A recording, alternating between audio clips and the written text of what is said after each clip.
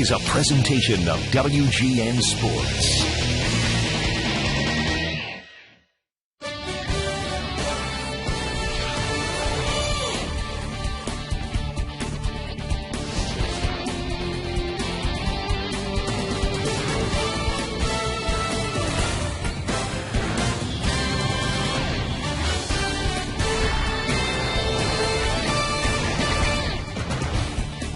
We're at Wrigley Field on a beautiful mid-June night. Actually getting close to the official start of summer, but we've already gotten into the summer months, and this should be a fun one tonight as the Cubs try to even up the series against the Oakland A's after dropping the opener last night. We welcome Cub fans from all over the country watching on WGN America, America's home for baseball. Hi again, everyone. Bob Brendley and Len Casper with you. The Cubs are in desperate need of a win. They've lost 5 consecutive series, so they need to win tonight and tomorrow. And, Bob, we're going to talk about 2 of the hottest hitters in baseball. Well, no question about it. These 2 guys are 2 of the hottest, one in the American League, one in the National League. They're hooked up in interleague play here at Wrigley this week. Kevin Kuzmanoff leading the majors in hits in the month of June. He's had 3 3-hit games in his last 4. And Marlon Byrd just keeps tooling along for the Cubs. Thank goodness he's hitting. Last night was not a good night for the Cubs. Defensively, a really rough one. They made 4 errors, but the offense a little bit better, and that's what Lou definitely wants to see more of. Now, the pitching matchup tonight, the Cubs are going to see a left-hander the next several days, starting with Gio Gonzalez for the A's. And he's pretty good. A cool customer, really tough on left-handers. Lou's loaded his lineup full of right-handed hitters again tonight. You see what Gonzalez has done on the road this season. Ryan Dempster have been very good here at Wrigley Field, the 197 opponent's batting average. Both these guys coming off, for them, very short outings. And Dempster's been an innings eater. He is in the top 10 in the National League in innings pitched, and got a little inspiration. The Canadian-born Dempster from the Stanley Cup champs. The Blackhawks were here on Sunday. We'll hope Demp can carry that into tonight's start. Coming up.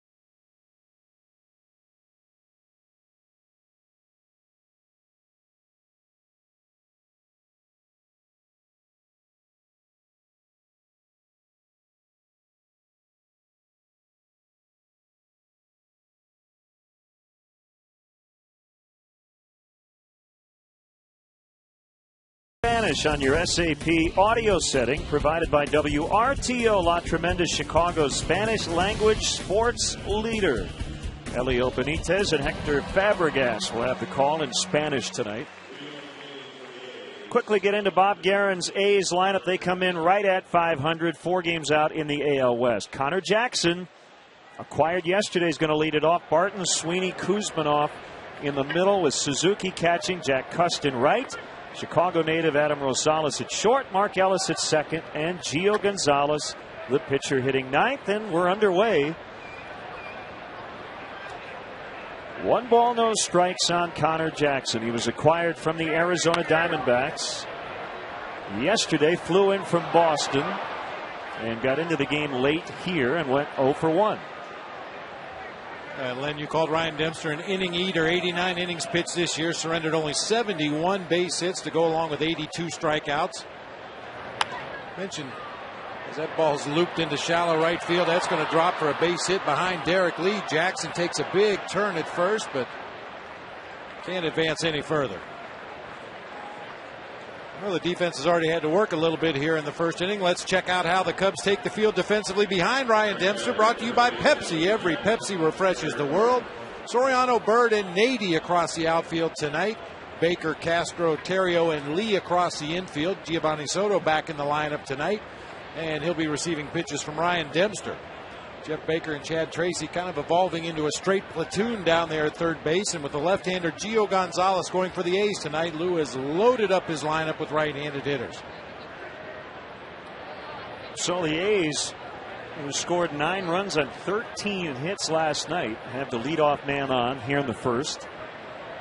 And it's Derek Barton who takes it outside, ball 1. Now, we talked last night, if Rajay Davis were at first, Barton would take a couple of pitches most likely and try to give Davis a chance to steal second. A little bit different with Connor Jackson, who was 4 for 5 in the stolen base department with the Diamondbacks. Barton is not afraid to lay down a sac bunt.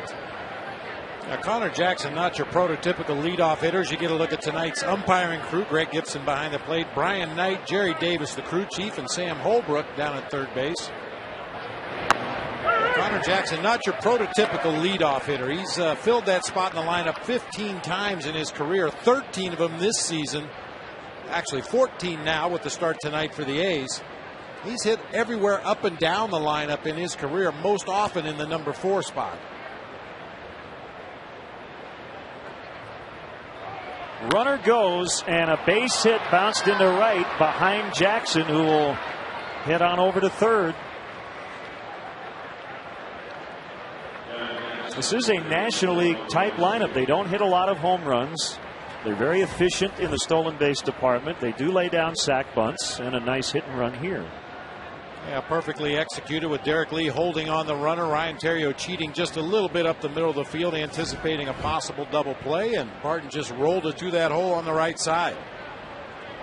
Yeah, this is a team, we were talking about it off the air, Len, last night when they had runners in scoring position. You could physically see some of their hitters really shorten up just to make solid contact and put the ball in play. Not a home run hitting team. Ryan Sweeney is in center tonight. He was in right last night, but Cust is in right. Davis out of the lineup. Jackson is in left. Called strike on a fastball, making it 1-1.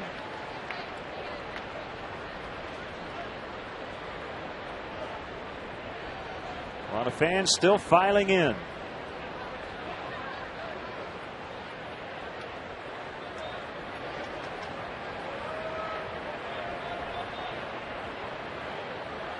The kick and the pitch.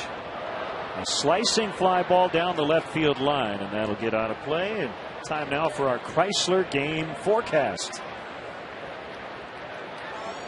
Very comfortable, 73 degrees, slight breeze out of the east. Brought to you by Chrysler. For more information on our vehicle lineup, log on to Chrysler.com or stop by your Chicagoland or Northwest Indiana Chrysler dealer today. Yeah, the wind has turned around since batting practice. Batting practice, the wind was blowing out to left field. It's turned around and blowing straight in from right now. Not very hard, though. High fly ball to center. Bird trying to get behind the ball as Jackson tagging. And the throw goes to second, cut off by Ryan Terrio. And the A's are on the board, 1-0 on the Ryan Sweeney sacrifice fly.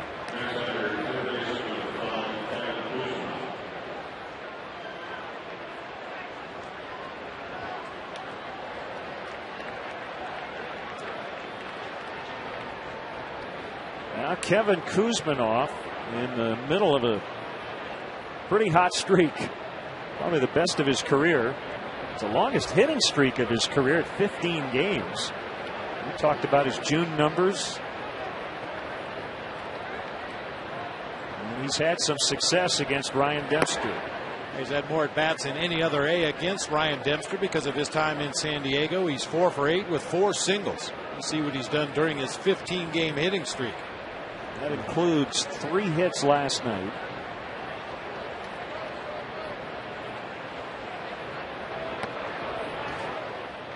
Two balls, no strikes. Dempster facing the A's for the first time. Same goes for Gio Gonzalez. And he takes the ball against the Cubs in the bottom of the first. I mentioned in the open of the show, both the starting pitchers coming off for them what is a short outing, 5 1/3 innings.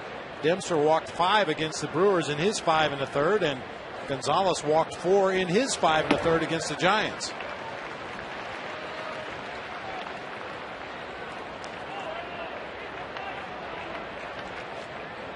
The first time all year Demp hasn't gone 6 innings. Working on an extra day of rest tonight. And that'll be foul just wide of third. Boy, like night and day. Weather-wise, we had an hour 41-minute delay on an extremely sticky and humid night last night. It is picture perfect here tonight. Getting a little late afternoon sun peeking through the third base side of the field. Really shouldn't affect anybody other than possibly Xavier Nady out there in right field. And at some point the first basemen are going to have issues with pickoff throws from the mound as that sun drops further into the west. Yeah, it tends to creep through the grandstand between the lower and the upper deck.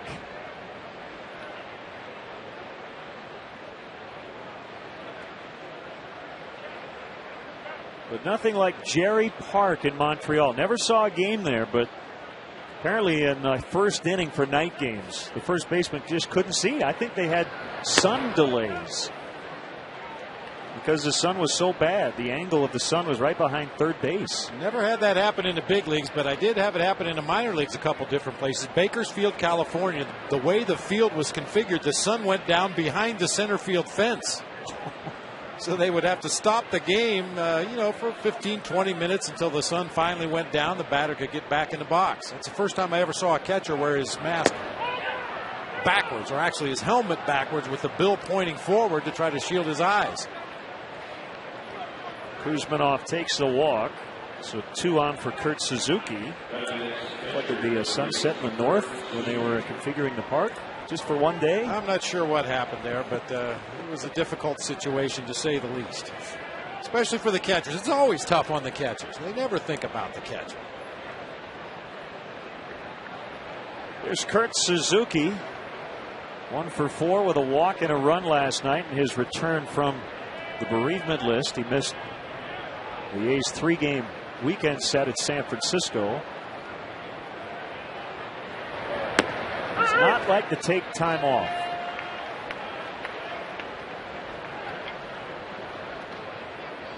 I think his theory is, you're paying me to play, I'm going to play.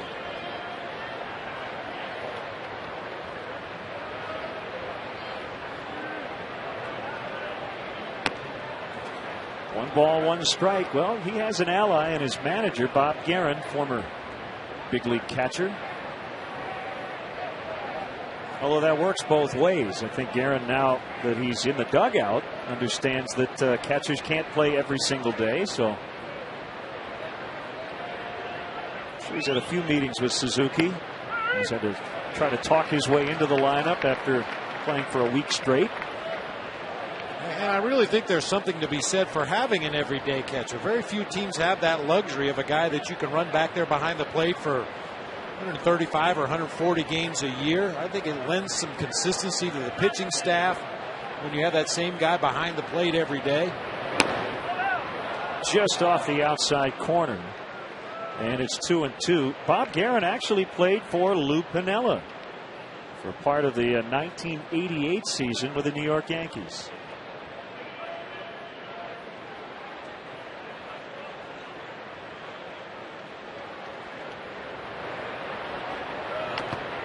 And Suzuki just able to get a piece of it and stay alive.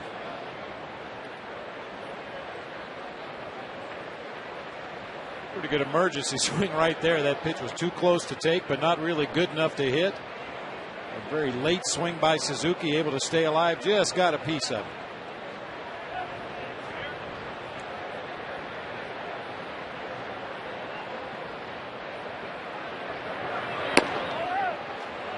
Three and two on Suzuki. The A's won last night, scored 9 times without the benefit of a home run, and that is not a rarity for this team. That guy likes to hit homers. He hasn't hit many, only 2 since coming up. But he's one of the few guys who does hit the ball out of the park. Jack Cusk. Runners go on the 3-2. Bounce back to Dempster. They get 1. They get 2. It goes 1 to 4 to 3 to end the inning. The A's get 1. The Cubs are coming up.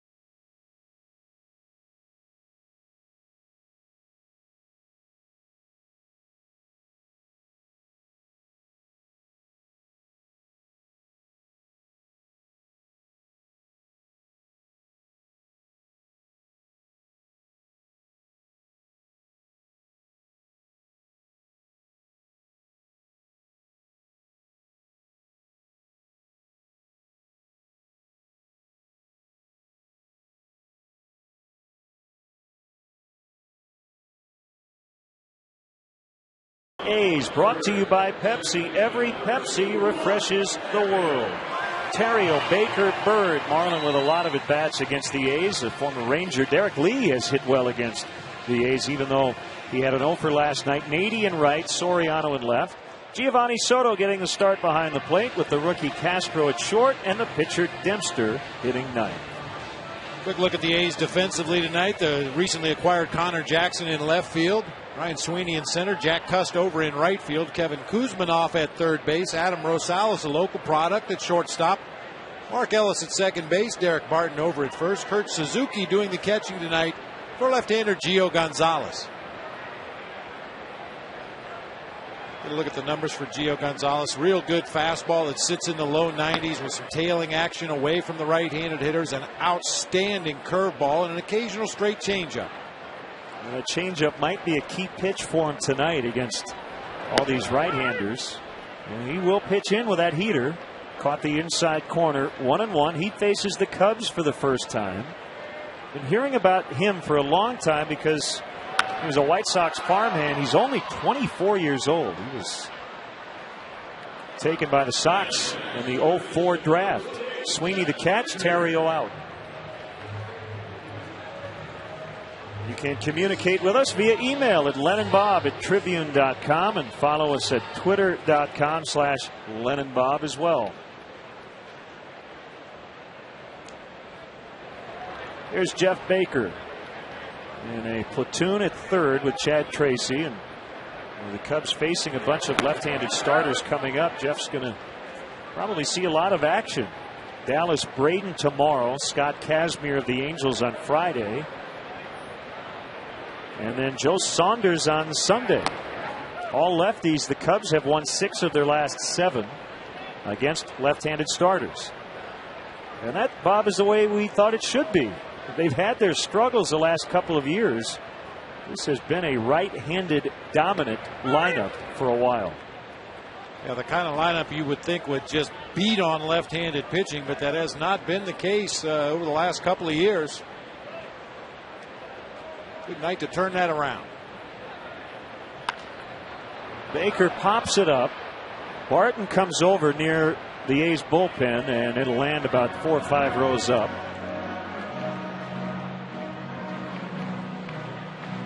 There's a little more foul territory in Barton's home ballpark in Oakland. He'd still be running. That has to help a pitching staff immensely. That probably would have been an out at the Coliseum.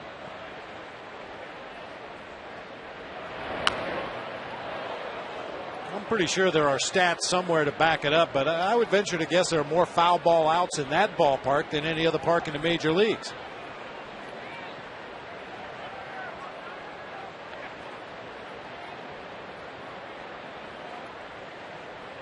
The 5'11" lefty deals, and Baker taps it foul.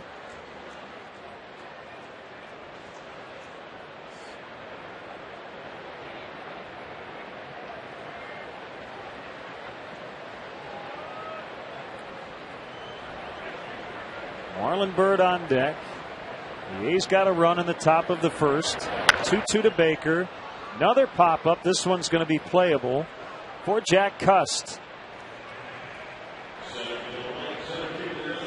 Hey fans, watch the Cubs take on the A's tomorrow right here at Wrigley Field. Game time is 1:20, but be sure to arrive early. The first 10,000 fans will receive an exclusive limited edition Ryan Terrio bobblehead doll, compliments of Juicy Fruit. Good to see Ryan's got his life jacket on in that boat. Always a good idea. Yep.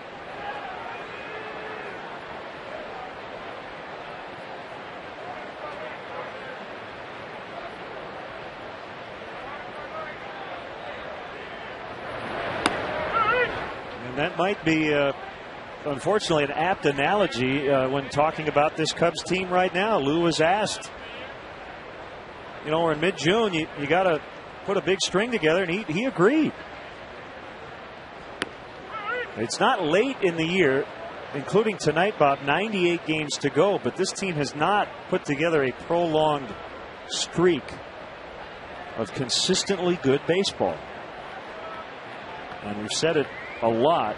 The Reds and Cardinals have just been okay lately. A broken bat grounder, and Bird is out. Cubs could be 12 or 13 out. Right now, they're 7.5 back in the division. 1-0 A's after 1.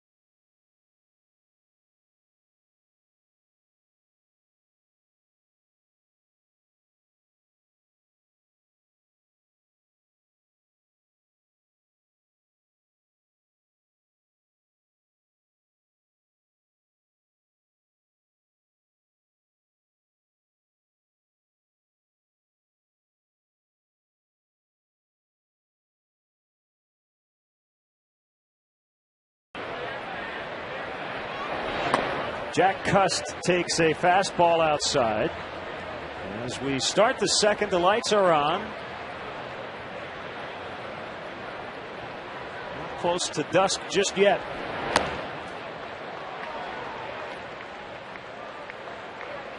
One and one.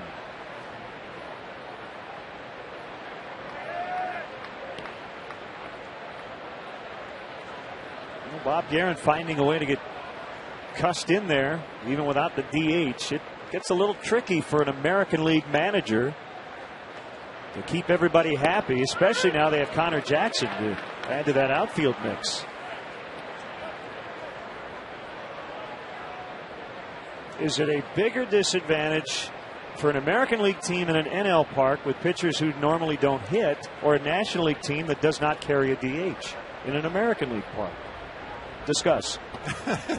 Talk amongst yourselves. I think the numbers would say it's been a bigger disadvantage for the National League teams. Some managers try to use the designated hitter in interleague play to give some of their regulars a half a day off by DHing them rather than playing a defensive position. Occasionally you'll have a logical candidate off your bench, a guy that needs some at-bats. That usually is a pinch hitter late in the ball game, but I don't know if there's an easy answer for that as far as National League teams and who to use as the DH. I definitely think the American League has issues with their pitchers at the plate and on the bases. Not a big surprise. Cust in a 3-2 count. He walked twice last night. And a swing and a miss. Also not a big surprise. He struck out. Let's meet tonight's Walgreens Celebrity Bat Kids. Sarah Kinzer from Libertyville, Illinois, and Kevin Kuykendall from St. Charles. For more info on how you can be a Walgreens Celebrity Bat Kid, go to WGNradio.com. Walgreens, the pharmacy of the Chicago Cubs. Adam Rosales, Chicago native at Maine High School in Park Ridge, former Cincinnati Red. A lot of friends and family here before the ball game today. I've never seen so many Rosales jerseys in one place in my life.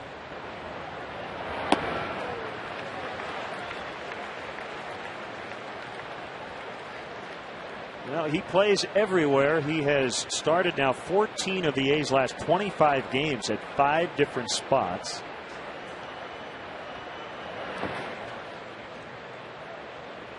All the infield positions, and has also made a couple of starts in left.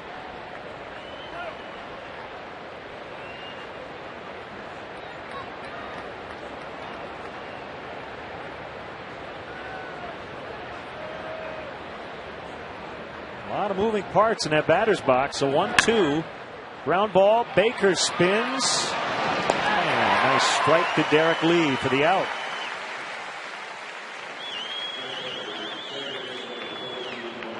Rosales, I think you could say, without stretching it too much, the poor man's Ben Zobrist.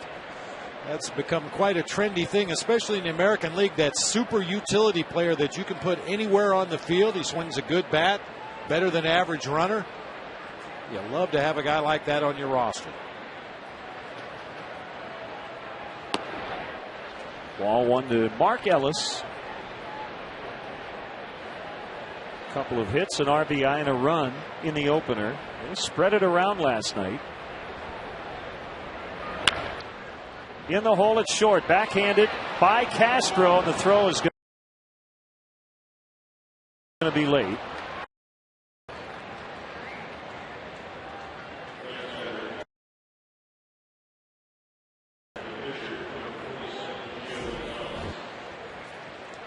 Hard ground ball that chases Castro over into the hole. And try to make a better throw on Mark Ellis, but you know, not knowing the Oakland A's as well as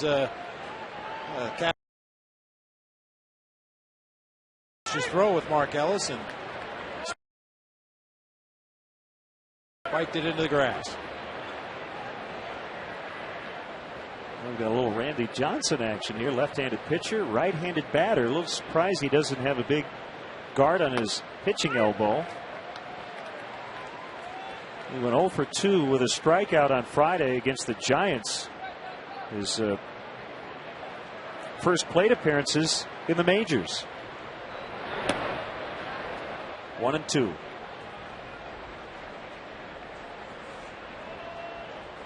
Well, I'll say this for Gonzalez. He stands closer to the plate than most pitchers do who aren't accustomed to hitting. Usually they try to get as far off of that plate as they can. Called strike 3 to end the inning. 2 Ks in the frame for Dempster. Early on, 1-0 Oakland.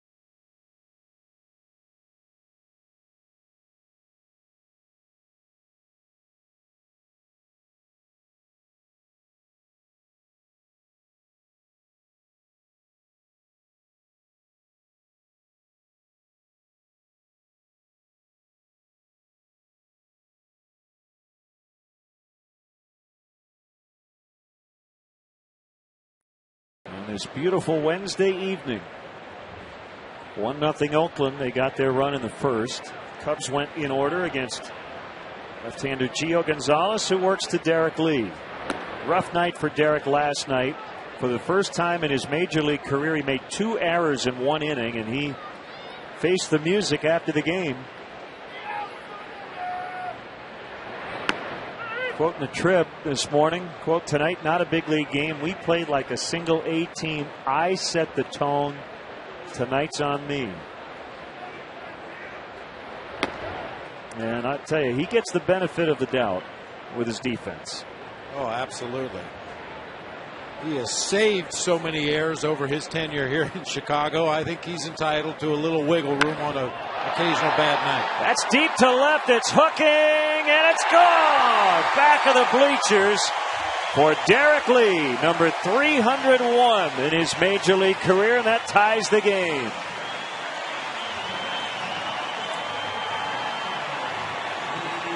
Well, you like to see that. He turned on it, and he crushed it. Watching Derek Lee take batting practice before the ball game today, there was some anger in his swings, even in batting practice.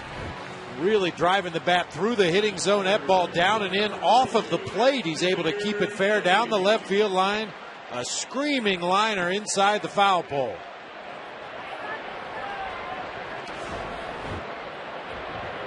Now Xavier Nady called strike. Well, that had to feel good. He is now 13 for 24 in his career against the A's. Need to play the A's more often. Nady bounces to Rosales, who throws him out. Let's check out our AT&T U-verse replay. Derek Lee and Alfonso Soriano both recently hitting their 300th career home runs, and the Cubs presenting them each with a nice memento. Cubs owner Laura Ricketts and team president Crane Kenny. Nice ceremony on the field before the game.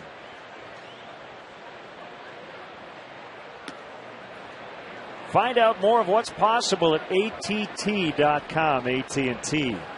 Rethink possible.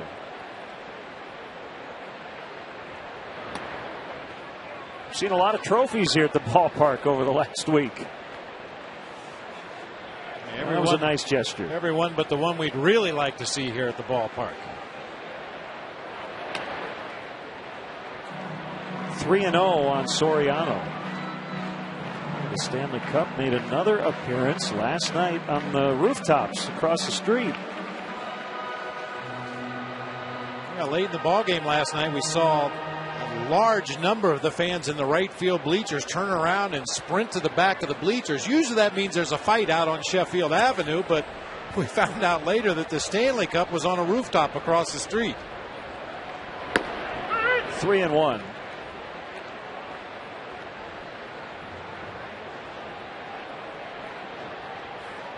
Soriano leans in. You can almost see his entire surname as he turns his back toward the pitcher. He takes ball 4. Hey, Len, a big day today. Good friend of ours, Ryan Dominic Grant, celebrating his first birthday. He was a Cub fan at birth. Janine and Dan, the parents, also big brother Dan, want to wish Ryan Dominic Grant a happy first birthday. Giovanni Soto with 1 on and 1 out. Breaking ball, missing, ball 1. Also Grandpa Dominic. He had his share of cake today, I'm sure.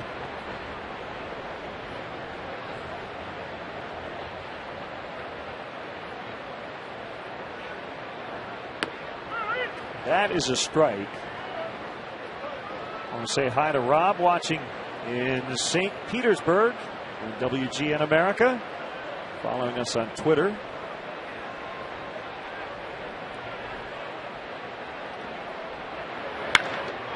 Down to the left center for a base hit. Soriano is going to try to get the third, and a slip by Sweeney. An excellent decision by Soriano, and Soto also getting an extra base as Sweeney lost his footing out in left center. They give up a little defense with Davis not in center, and Sweeney out there has chronic knee soreness, and his knees must have given out here. He got over that ball in pretty good shape and just lost his footing there with his left foot. Remember, this field took a lot of rain yesterday. Looks to be in great condition here tonight, but nice aggressive running by Soriano to go first to third on a base hit to center. And Giovanni Soto, when he saw Sweeney fall down, also advanced another 90 feet. And he's credited with a double as Castro takes a strike. Corner men in, back up to middle. And obviously this is the key at bat in this inning. The pitcher Dempster is on deck. You want to get at least 1 in here and grab the lead. Just missed the outside edge.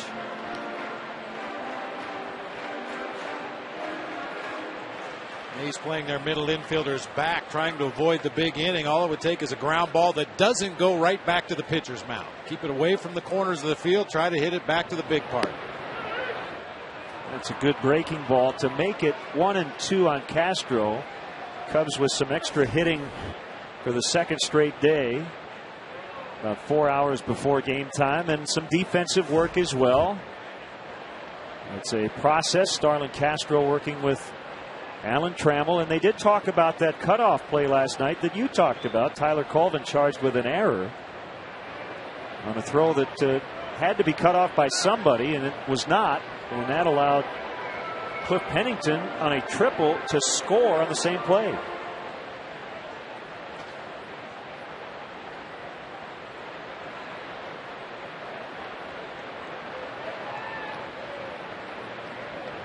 The kick in the 1-2 base hit.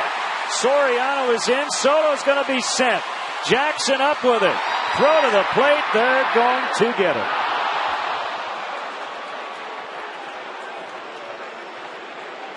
I think Mike Quaddy knew that it was a risky play, but remember, Ryan Dempster's coming up, so he took a chance.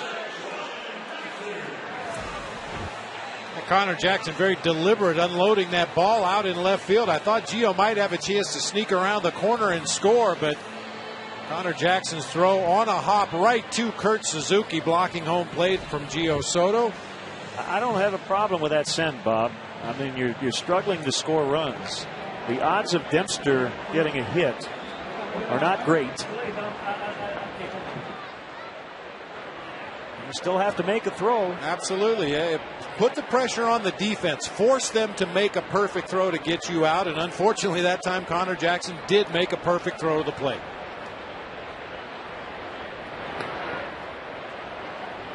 So the Cubs lead 2-1.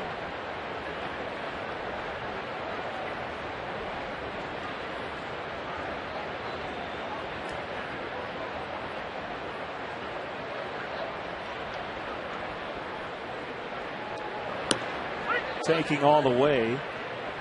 1 ball, 1 strike. Well, the question for a third base coach is not always, do I think he can score? There's a sliding scale based on where you are in the lineup, what the score is. You have to put that all in your mental computer and make a call.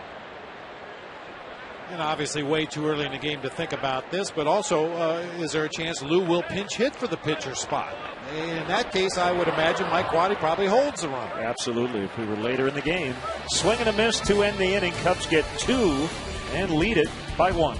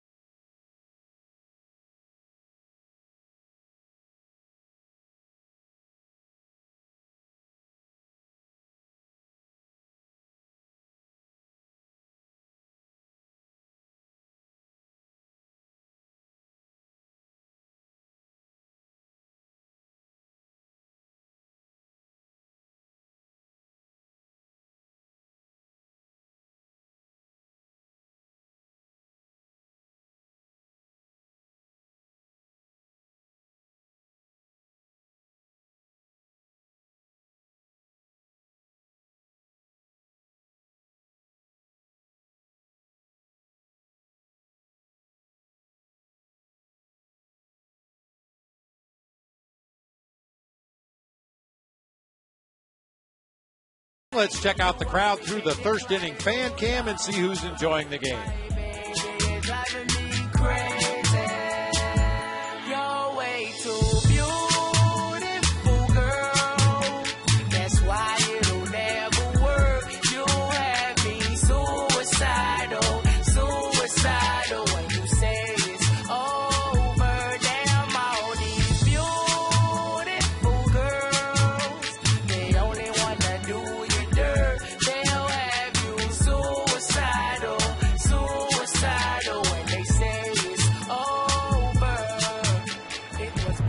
Beautiful Girl by Sean Kingston. Budweiser, it's what we do.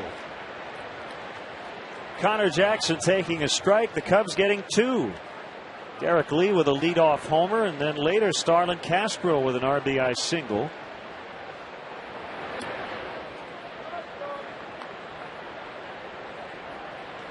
So Connor Jackson flies in from Boston yesterday after being acquired for a minor league pitcher.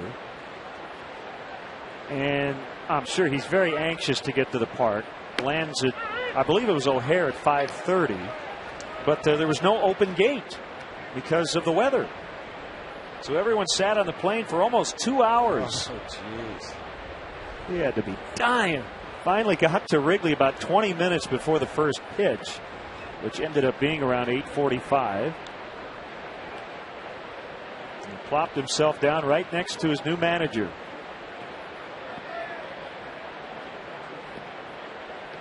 He likes Wrigley Field. He's had a lot of success here and against the Cubs.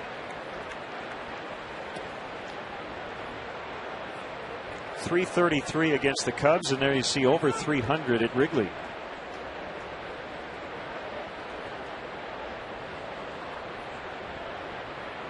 A full count on him with Barton on deck. Ball 4, so he's been on both times. Valley fever cost him most of last season. Now, I know you're not a doctor, but sometimes I ask you to play one on TV. What are the symptoms of Valley fever? I read that he had trouble getting out of bed for a lot of the summer last year. Yeah, I mean, you lose your appetite, you run a fever, obviously, achy all over. And apparently it's from a spore that is released, like a new construction goes in and they dig up the earth, and these spores are released into the air. When people breathe them in, they can develop that Valley fever. It's a very debilitating disease. It put Connor Jackson on his back for a long time. I think Derek Lee just went to the mound to alert Ryan Dempster that, hey, a little visibility problem over here at first base. Now, this should only last a few minutes, but not the time Derek wanted to have to deal with this. Well, you know, not only getting pickoff throws from the mound, but you could see Derek holding up his glove, trying to shield his eyes, the bright sunlight in his face, and then he bounces off the base and has to look at home plate, and you know, your eyes have to have a moment to adjust. It's got to be especially tough. And a fly ball out into left center. Soriano going after it. He will get there. And Jackson has to head back to first. Don't forget to check out our WGN Baseball blog on WGNTV.com. I have a post about Sunday's near double no-no in the Stanley Cup here at Wrigley. We have video from Ron Santos' golf outing benefiting JDRF. That was on the off day Monday. Game notes from Stats and much more.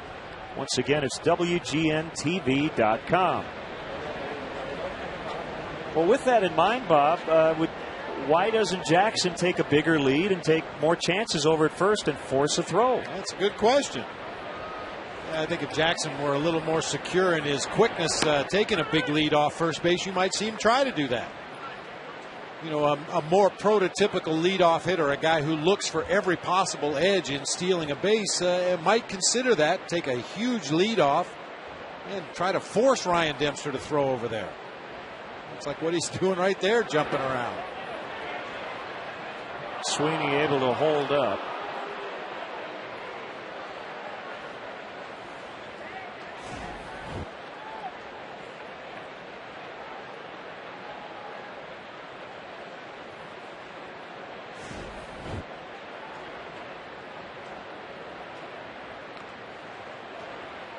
We talk a lot about Ryan Dempster's arsenal of pitches and how on a given night one may be working better than another. His last time out he had a real good slider. His split was a little bit inconsistent.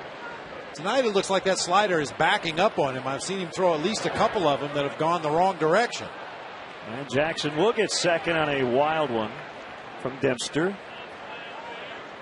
You know, when I say a slider goes the wrong direction, it doesn't really break opposite of what it normally does. It just doesn't break the way it's supposed to.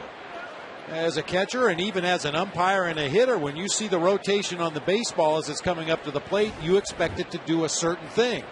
And when it doesn't do that thing, it gives the illusion that the ball's going the other direction. That's why they call it a backup slider. It doesn't really back up. It just doesn't take the break the way it's supposed to.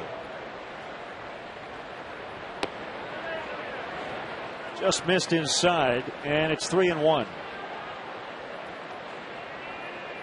He has a base open, but Kuzmanov, their hottest hitter, is on deck.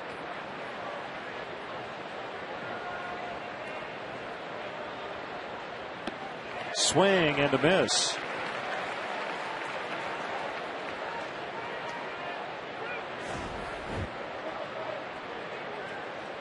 Good tailing fastball underneath the bat of Sweeney that time.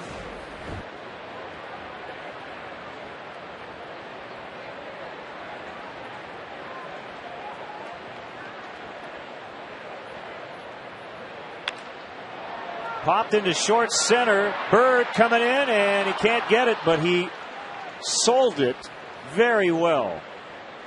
Connor Jackson, I think, is kicking himself for not heading to third, but I thought he was going to catch it. And he makes so many diving catches, you assume that Marlon's going to get it. Yeah, you come to expect Marlon to catch everything hit out there in shallow center field. You can see how deep he started on that play. The ball was not hit very hard. And Marlon had to hold up and play it on a hop, but Jackson had to hold up at second base as well. Pretty rare that a base hit does not advance a runner, but that's the case. And here is Kuzmanov. 0 for 1 with a runner in scoring position. Actually, it's a 1 for 1. Oh, yeah, you're without right. a run scoring. Without a run scoring, yeah. Which you mentioned the other night. Kuzmanov is the hottest hitter on this A's team right now, but he also leads the ball club grounding into double plays, which is exactly what Ryan Dempster's looking for here. He's bounced into 8 double plays this season.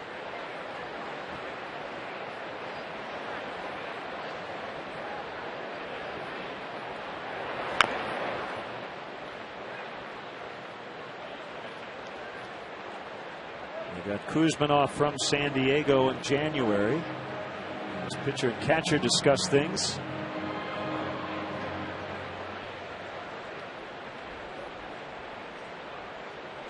This is the second series ever between these two teams in the regular season. Cubs won 2 of 3 in a set back in 2004 here at Wrigley. They've never played at the Coliseum. Cubs have never played at Fenway Park in the regular season. I would expect that to change over the next couple of years. Well, Fenway Park I would look forward to. Not so much the Coliseum.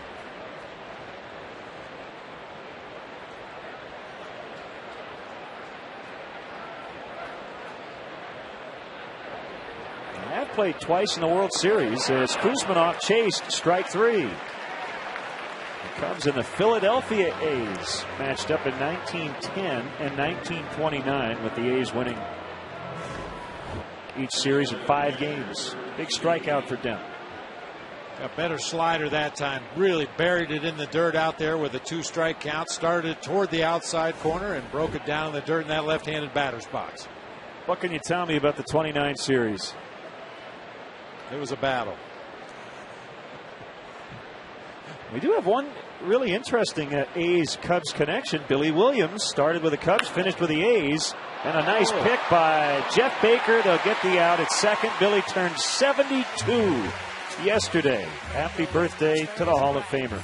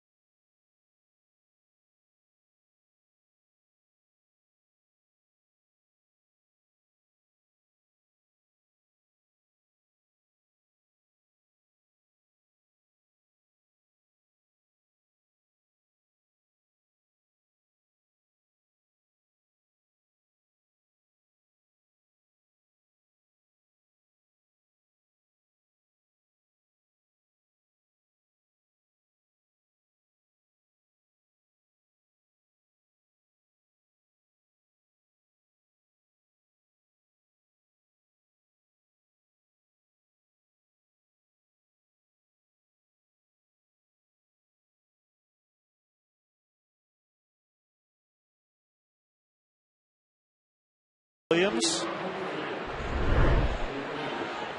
a Hall of Famer, was traded from the Cubs to the A's after the 1974 season. 426 career home runs. PNC Bank proud to be an official sponsor of the Chicago Cubs.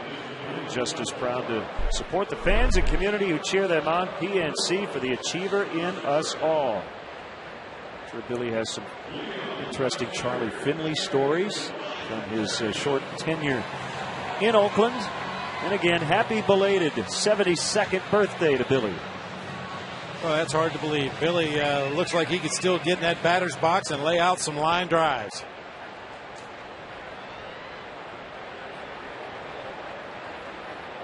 Top of the order against Gonzalez as Terrio hits it off the end of the bat foul.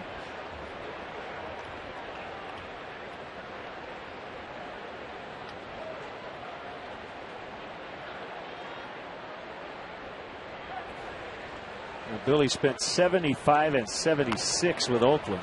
A tapper to the pitcher. He throws to first.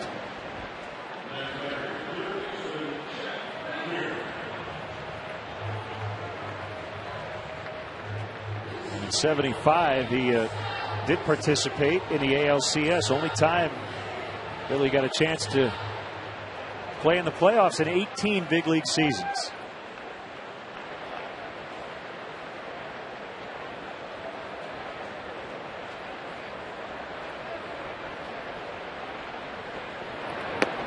Swing and a miss by Jeff Baker.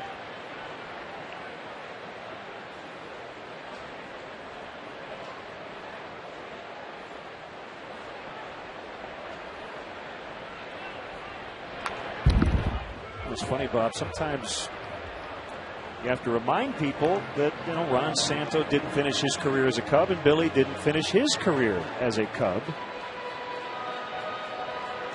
Ron finished his big league career on the South Side. Well, they may have been officially members of other organizations, but I don't think either one of them ever stopped being a Cub. I agree with you.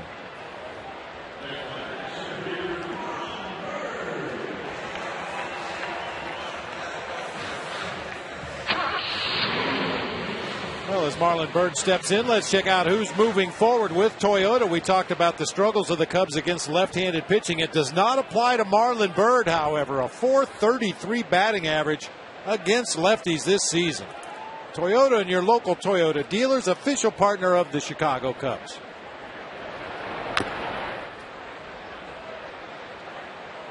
Well, the other thing to add about Billy and Ron is that back then, obviously no interleague play. I mean, that was a huge difference going from league to league. Oh, yeah. You did not see pitchers from the American League. Very few guys were traded like they are today, and, you know, get into free agency, all that. That was just really hadn't even started yet. I think the bigger adjustment was probably for Billy Williams, the first time he put those white cleats on. I remember when I went for the Toronto Blue Jays in 1989 briefly, I couldn't stop looking at my shoes in spring training. I was used to wearing black cleats my whole career, and went to Toronto and they wore blue. It took me a week or so to get over that. I can't imagine wearing white. Well, you could wear both, yeah, blue and white.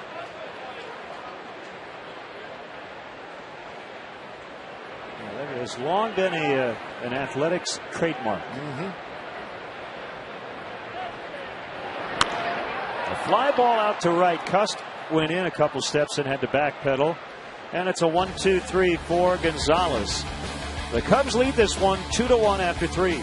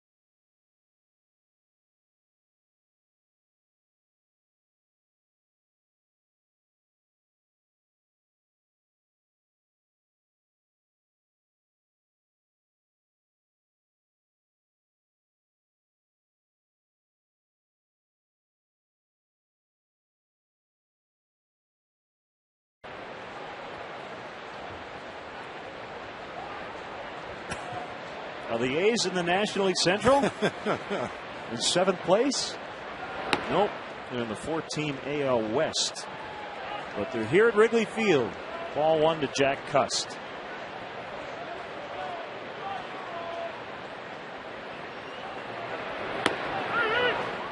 Inside edge for a strike.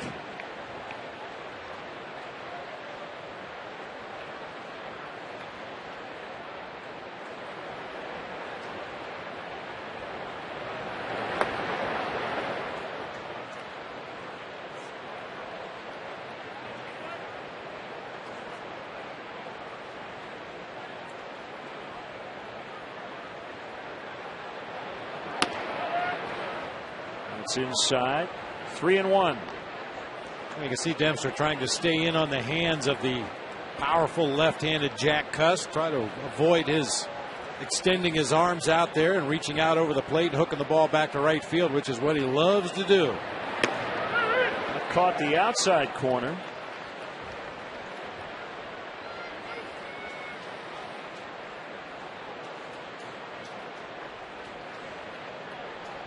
Seen a few A's fans in the ballpark, many rooting for, as Bob mentioned, Adam Rosales. He's from Chicago. And that's drilled into right for a leadoff single.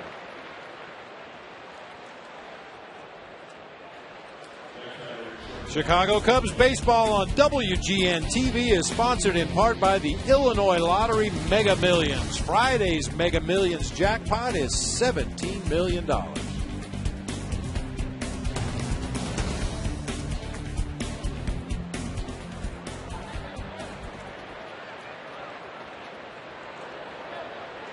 Kind of looks like Dick Williams. There's the bunt by Rosales, barehanded on a pickup by Baker. The stretch by Lee. They get the out. Nicely done on both ends. It'll be a sacrifice.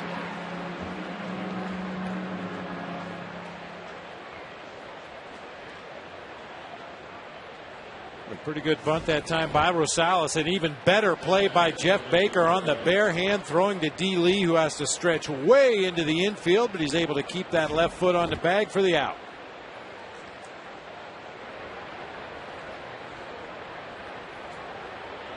Couple of shots here for the A's to tie this thing up. But one of the batters will be the pitcher, Gonzalez, after Mark Ellis.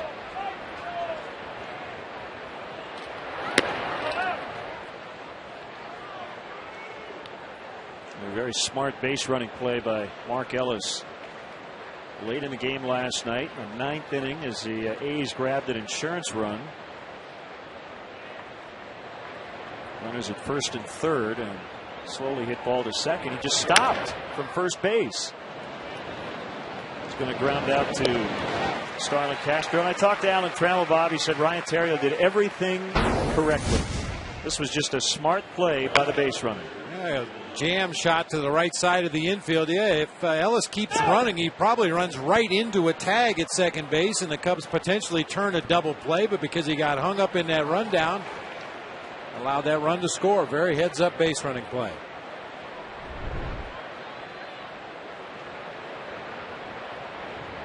If the ball were hit harder, Theriot could have just flipped to Castro and turned the 4-6-3. That would have kept the run off the board. But once you get that force at first, and that other guy still in play, that run counts.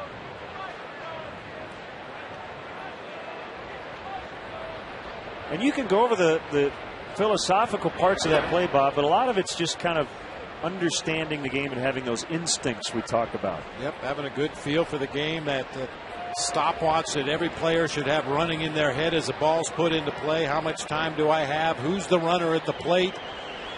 And ideally, you think about all those things before the play happens, so when it does happen, you just react and hopefully make the right choices.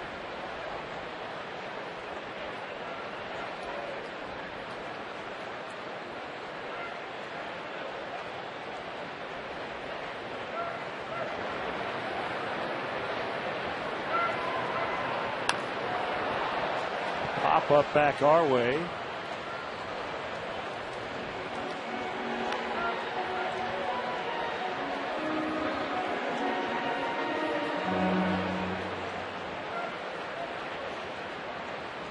Gonzalez took a called third his first time up.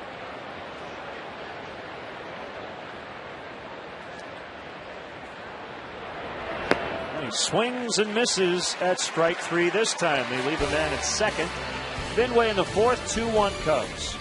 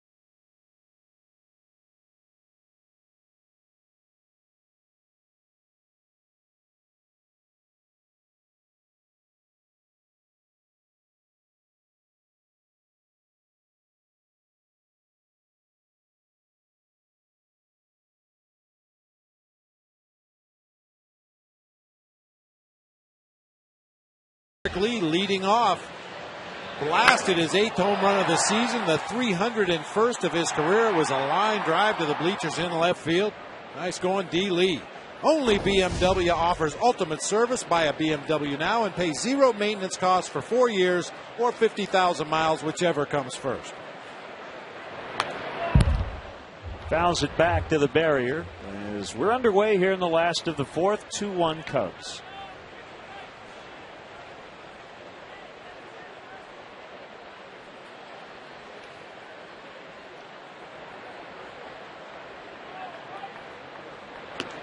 That's outside.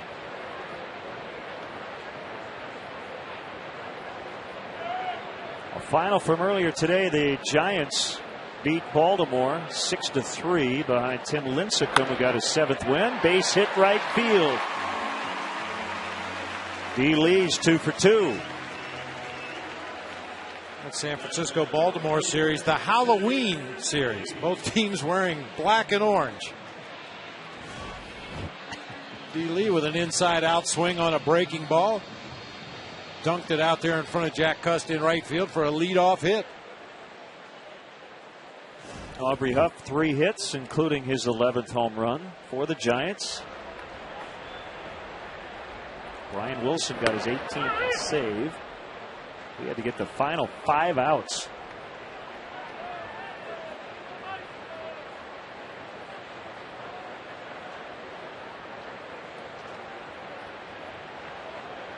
Phillies lost last night at Yankee Stadium. They're leading tonight 6-2 behind Jamie Moyer. 6 innings, 2 runs still in there. A.J. Burnett got knocked out in the 4th. 6 runs in 3 1/3.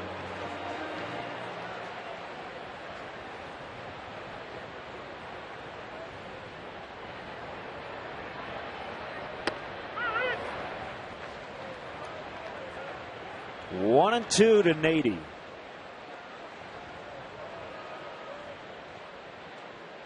Nady playing right.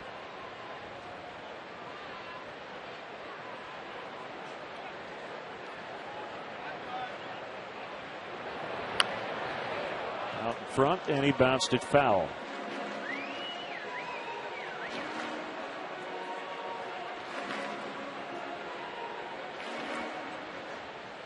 Brewers blowing out the Angels in the first 2 games of that series in Anaheim. The Angels leading 5-1 in the bottom of the 7th today. Joel Piñeiro's been really good. 1 run in 7 innings.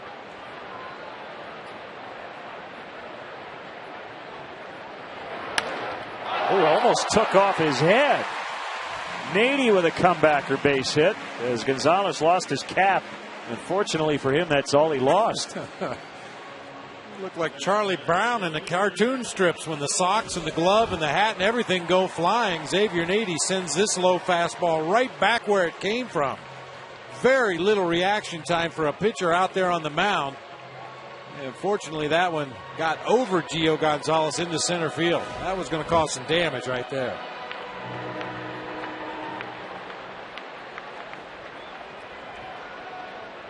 The Angels are off tomorrow, so they'll fly here to Chicago and get set to open a weekend series on Friday.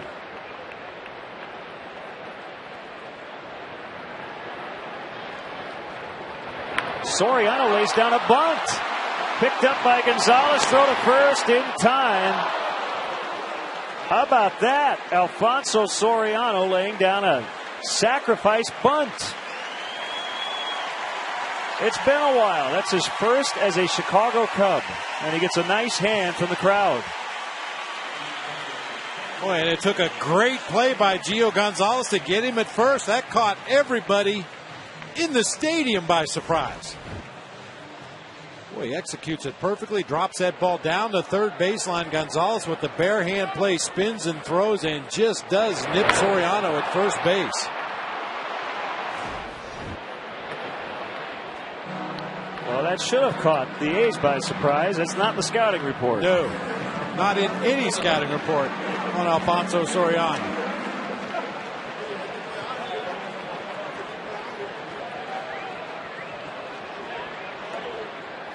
In the words of Jack Buck, I don't believe what I just saw.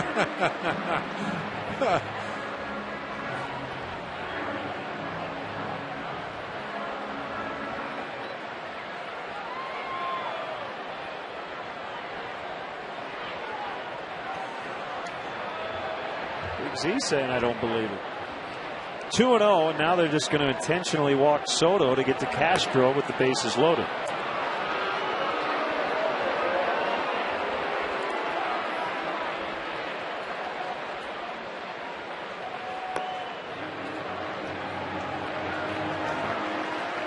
This Friday is Majestic Day here at Wrigley Field. Don't miss the action as the Cubs welcome in the Angels at 1:20. Throughout the game, autographed game-worn jerseys will be awarded to lucky fans in random seats, compliments of Majestic. If it happens in baseball, it happens in Majestic. See if the Cubs can bust it open here. Leading by 1. They have the bases full, and Starlin Castro at the plate. He gave the Cubs this 2-1 lead. Swung at a bad pitch. 0-1.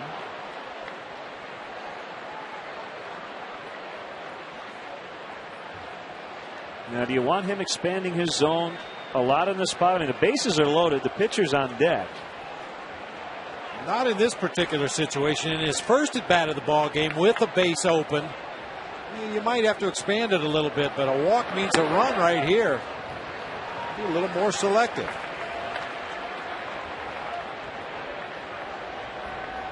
I mean, you still want him to be very aggressive if he gets a pitch in the strike zone that he likes. That's why that first swing was a little out of character for Starlin, chasing a pitcher's pitch on the first pitch of the sequence. Inside, 2-1.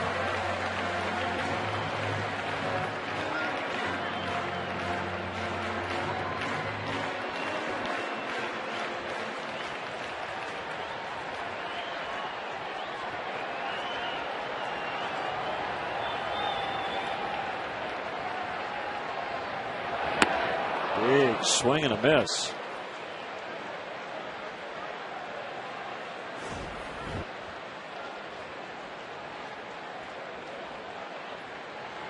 You look at Gonzalez's career numbers, lots of strikeouts, lots of walks.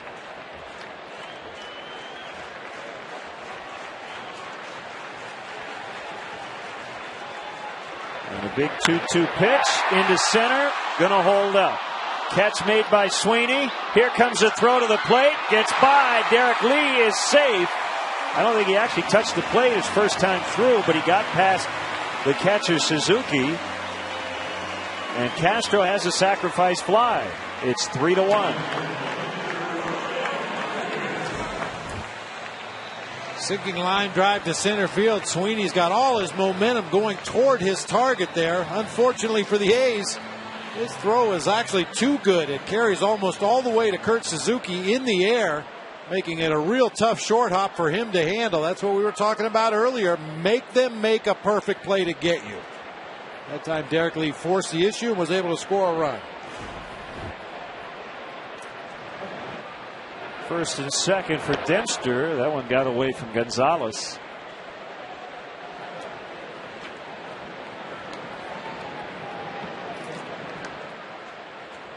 Going again, I like the send. I mean, obviously the result was good, but make them make a play. With the 8-hitter trying to drive in a run. And that time, Sweeney could not throw out Derek Lee.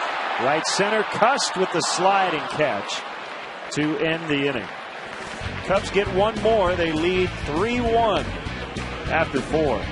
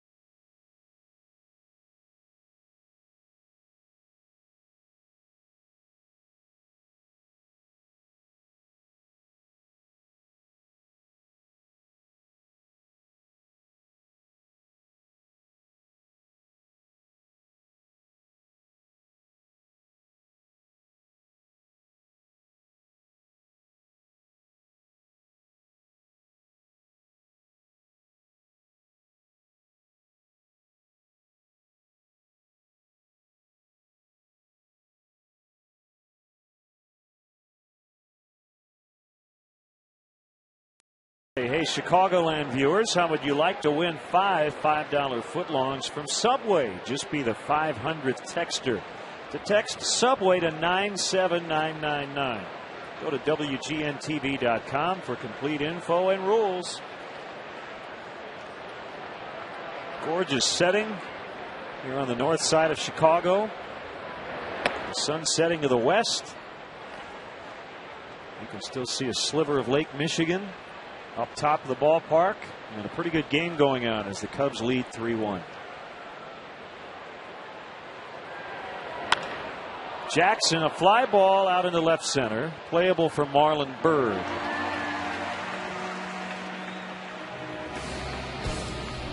The 2010 Chicago Cubs baseball season on WGN is brought to you by Bud Light Lime. The drinkability of Bud Light with the refreshing taste of lime.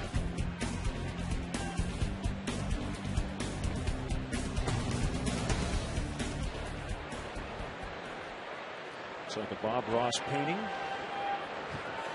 I love Bob Ross. Happy little trees. Well, you made it look like, well, you can do this at home. This is easy.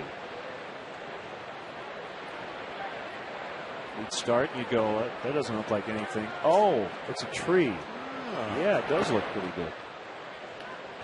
Well, people who are really good at what they do make it look easy. You're right. Tony Gwynn used to make hitting look really easy. Well, Bob Ross would have been able to paint that picture right there, and it would have looked just like that. In a half an hour. And the leaves would be moving.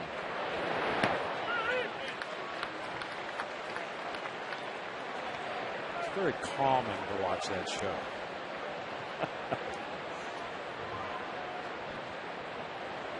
The 1-2 to Derek Barton.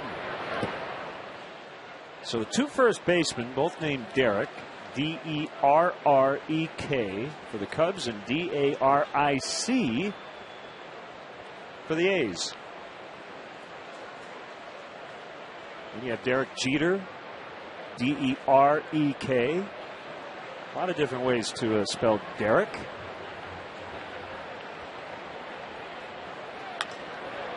And that'll get down in left center.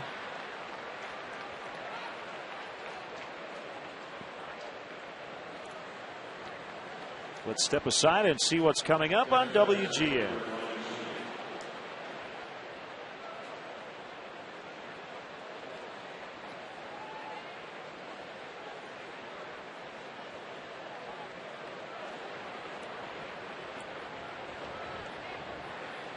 And while there are different ways to spell Derek, there's really only one way to spell Brenly. So if you do send a card or a letter, there's one E in Brenly. Happens all the time. Even my luggage tags have my name misspelled, which is okay because happens. Yeah, every hotel in the National League thinks it's B-R-E-N-L-E-Y. Of course, you can't mess up Bob. Are you sure there wasn't an extra E and you just got lazy one day and decided to drop it? Nope. Everybody wants to add that extra E.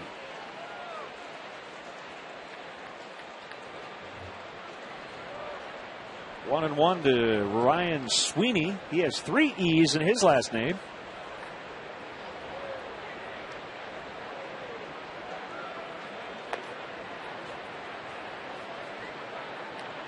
Two and one the count.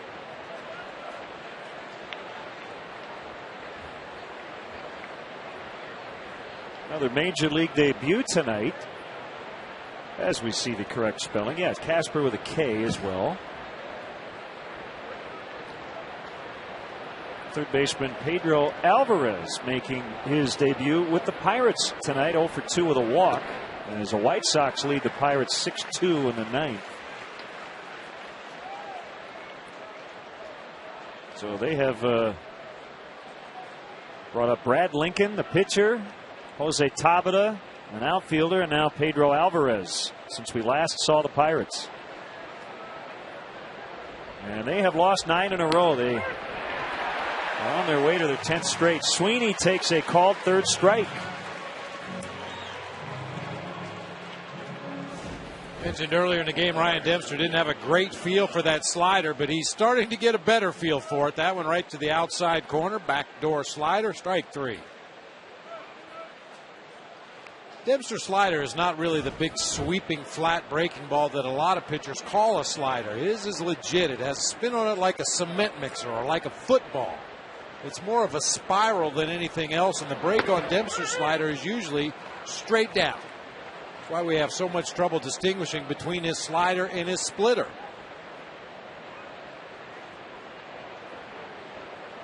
Kuzminoff with a walk and a strikeout. Represents the tying run.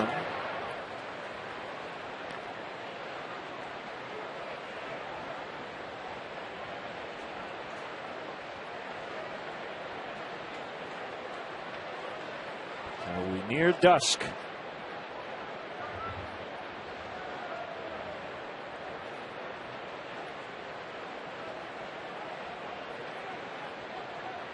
Look at that all night. Oh, beautiful. Swing and the miss.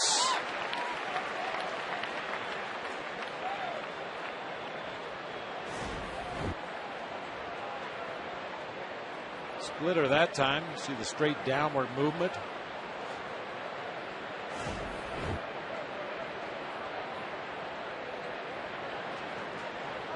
Ryan Debster, like a lot of pitchers, uses that split finger when he's looking for a double play ground ball, possibly, or as a straight changeup. I mean, he does throw an occasional straight changeup, but the split finger serves the same purpose and has a lot more movement, so it's a much more valuable pitch for Demps than a straight change.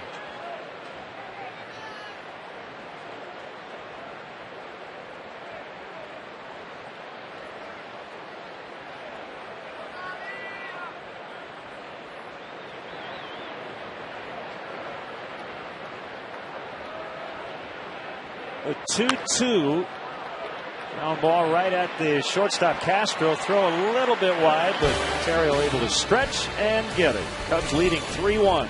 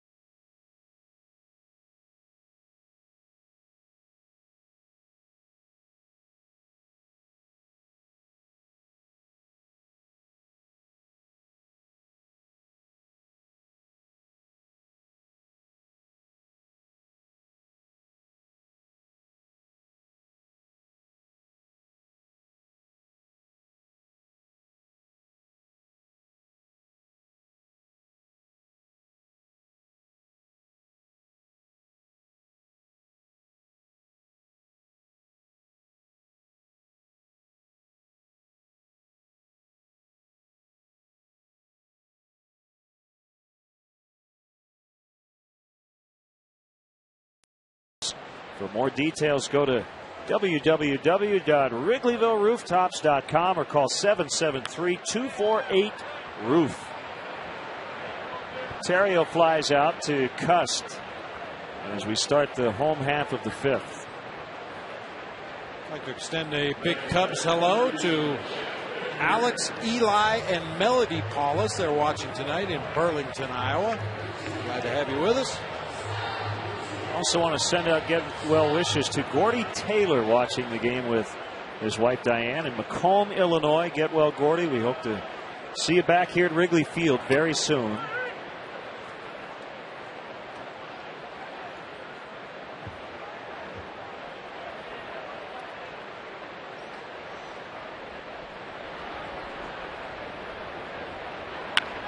Jeff Baker glances one off the glove of Kevin Kuzminoff and into left for his first hit of the night.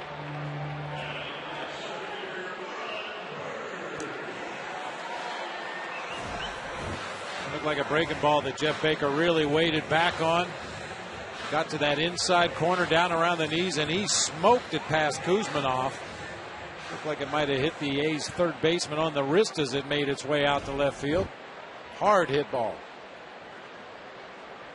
Bob LBJ the best following us on Twitter wants to know if you have an opinion on LeBron James coming to the Bulls. I'm all for it. Wouldn't bother me a bit. Sure. Done. Can he hit? What's he think about coming to the Cubs?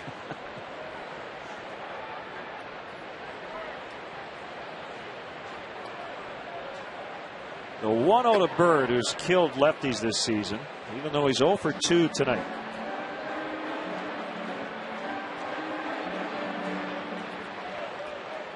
Good approach, however, in his last at bat when he lined out to right field back in the third inning to end that third inning. The ball was smoked right at Jack Cust in right field.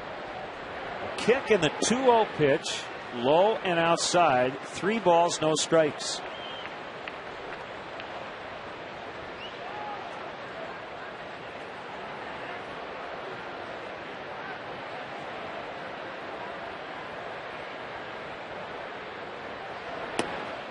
There's ball 4 to set it up for Derek Lee.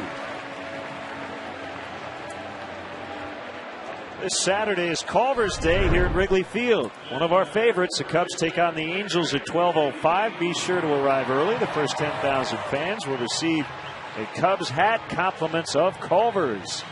Get Culverized.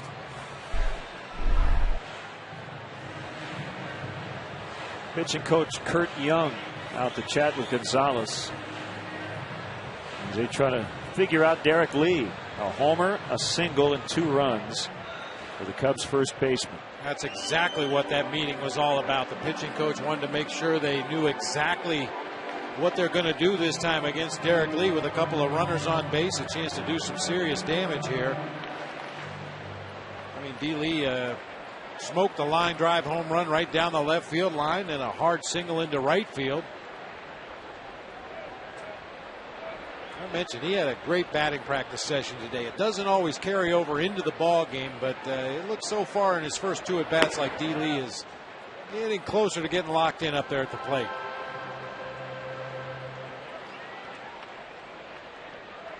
Well, you like to see this bounce back game for him after what was arguably his worst game of the year.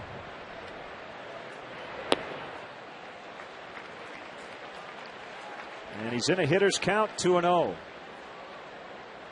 And I don't think it's a coincidence that it's 2-0 after the first 2 at bats. Pitchers tend to be a lot more aggressive when you're not swinging the bat well, and less so when you're hot. Couldn't get that one. 2-1. Well, on certain days or certain nights, we've talked about this and joked about it a little bit. Guys just look hitterish. Even when they take a pitch, their timing is perfect. Everything's coming together at just the right moment. They're seeing the ball well, laying off borderline pitches, and it's noticeable.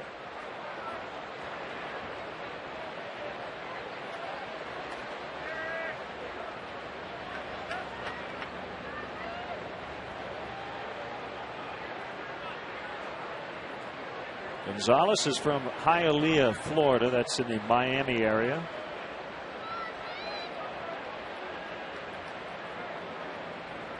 Mentioned he was acquired from the White Sox prior to 2008 inside. 3-2.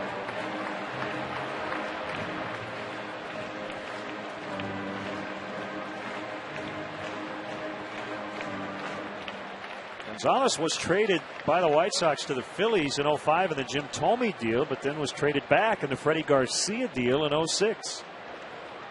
Never did get to the big leagues with the Sox, but here he is with the A's. And he just struck out Derek Lee on a good fastball for out number 2. A little bit up and out over the plate. Derek Lee looking to pull that ball. He just got out in front a little bit. But Xavier Nady here with 2 outs to make something happen.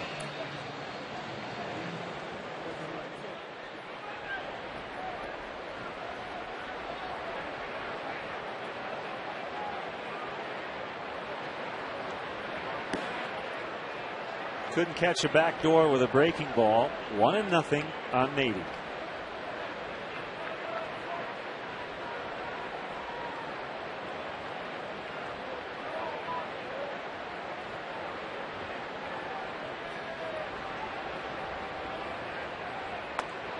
Almost hit him. And Suzuki will head out. But Gonzalez consistently falling behind nearly every hitter here in this inning. 2-0 now on Xavier Nady. The A's may be sensing that Gonzalez is nearing the end of his rope here. They have some activity in the bullpen. It's Tyson Ross, a right-hander.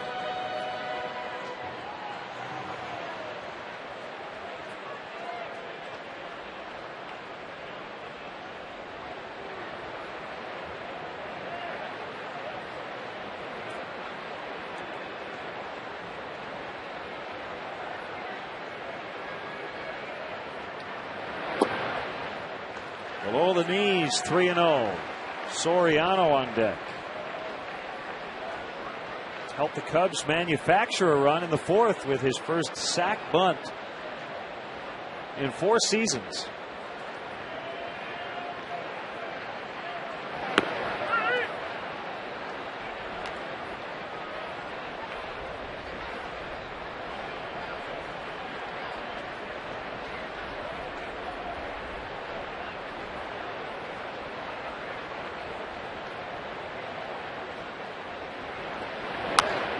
Pop foul. It's 3-2. Both runners will get a head start with 2 down.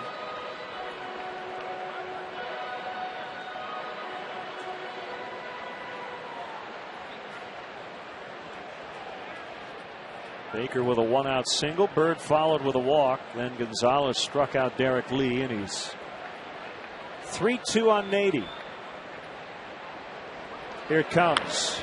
He'll do it again. Reds beating up on, or the Dodgers rather, beating up on the Reds again. 5-1 in the bottom of the 8th in Cincinnati. Mike Leake gave up 5 runs in 6 innings. The Reds and Cardinals tied for first starting the night, and St. Louis tied with Seattle 1-1 in the 5th at Busch Stadium. And it gets past Kuzminoff, and the Cubs will get their 4th run of the night. Baker scores. Should be a hit for Nady. And now a 3-run lead.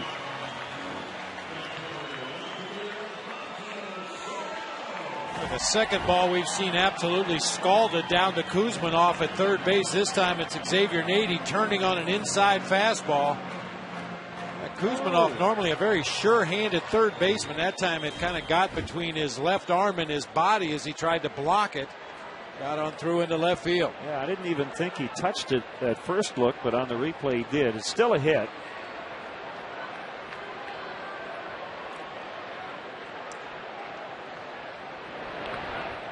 And a good block by Suzuki.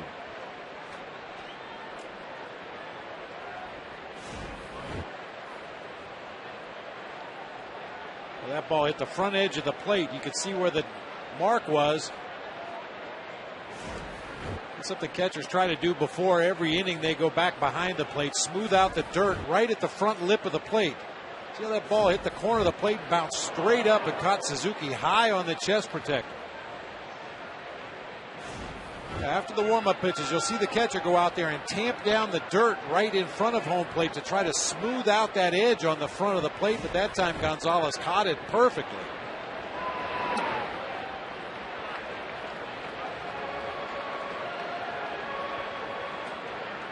You go down to your knees to block a pitch like that, making sure to cover the 5-hole so it doesn't get underneath, and then the ball hits the corner of the plate, bounces over your shoulder. That was a nice stop by Suzuki.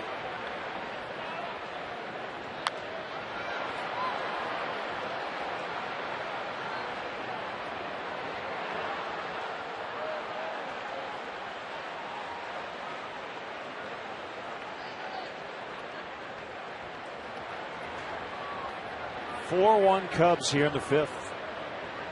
I mentioned that St. Louis score. Cardinals now trail 2-1. Mariners with a run in the top of the 5th. Pop down the right field line. Fair ball. Bird is in. Nady's going to be sent by Mike Quaddy. Nady scores. Throw to third. Oh, he got him. I thought Soriano was going to get in. Doesn't matter. They get 2. 3 in the inning, and it's now 6-1 Cubs after 5.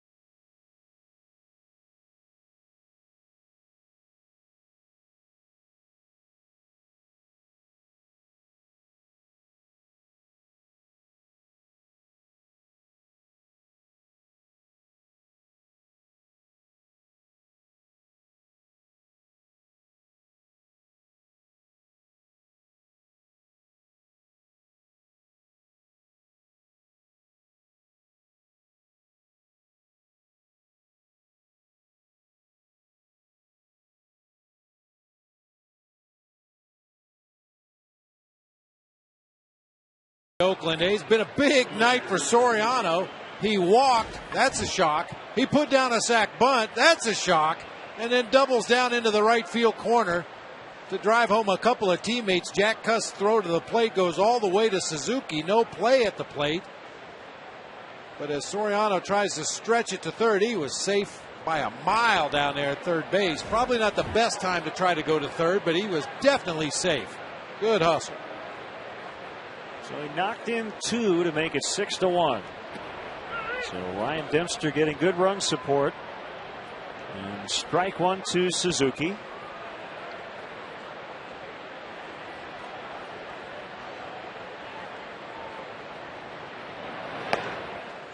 Up and in.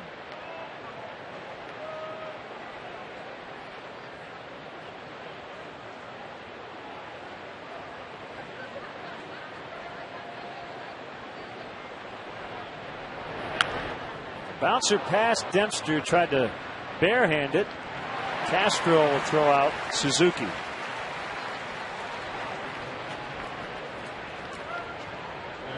Good thing Dempster didn't get his hand on it.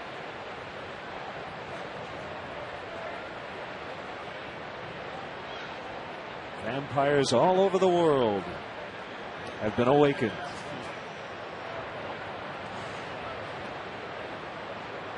Here's Jack Cust.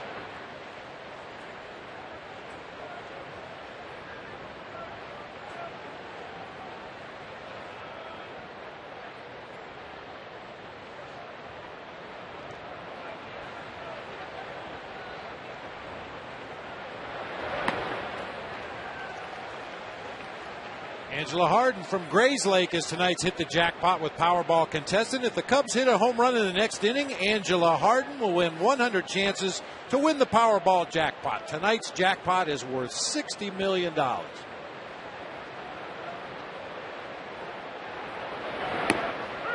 Right down the middle for strike 2.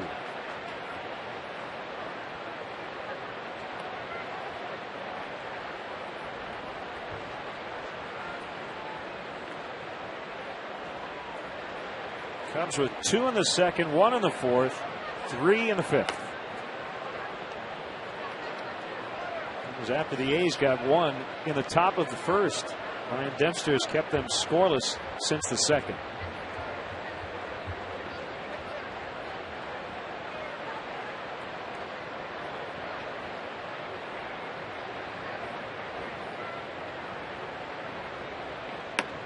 Swing and a miss, strike 3.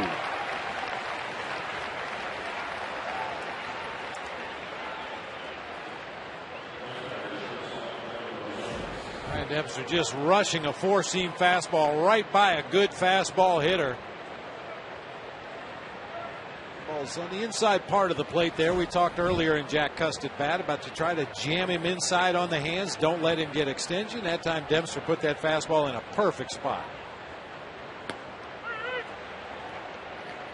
Outside corner on Rosales.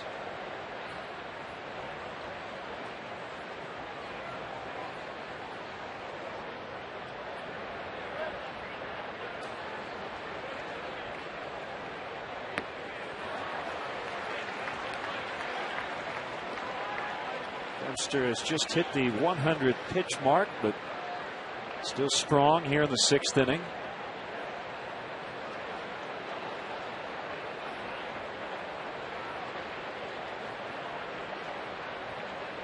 A wind in the 0-2. Couldn't get Rosales to bite on a slider that was outside.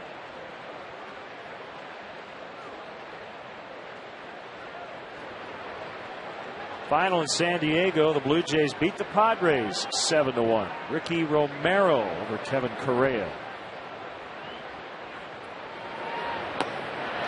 That's it for the A's in the 6th. It's all Cubs tonight, 6-1.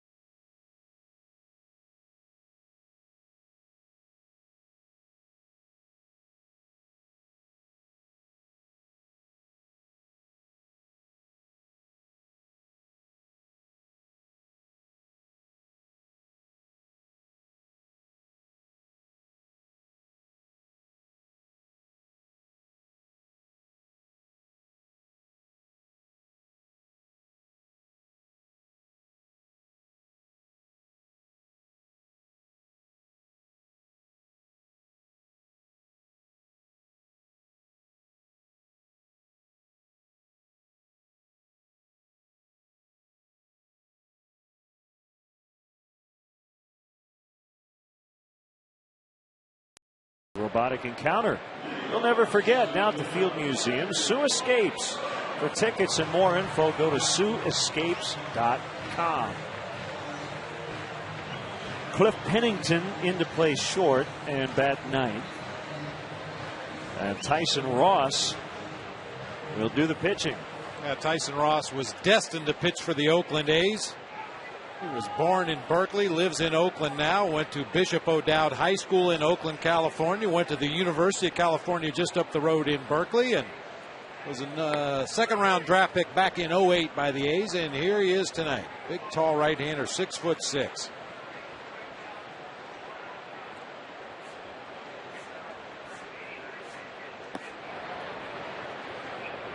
1-1 on Giovanni Soto. Gio Gonzalez gave up 6 runs in 5 innings.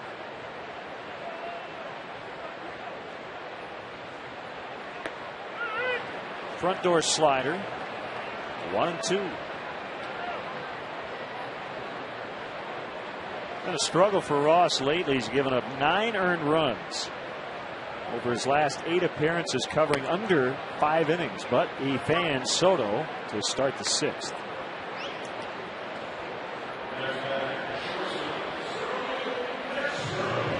Cub fans, if you want to manage a game along with Lou Piniella, log on to the WGNTV.com right now and click on the WGN Sports Game Zone banner to connect to all the up-to-the-minute stats and information while you're watching at home. Game Zone is sponsored by The Great Escape, pools, patios, play sets, hot tubs, and more. Been a good night for Starlin Castro. He's knocked in 2 with a single and a sac fly.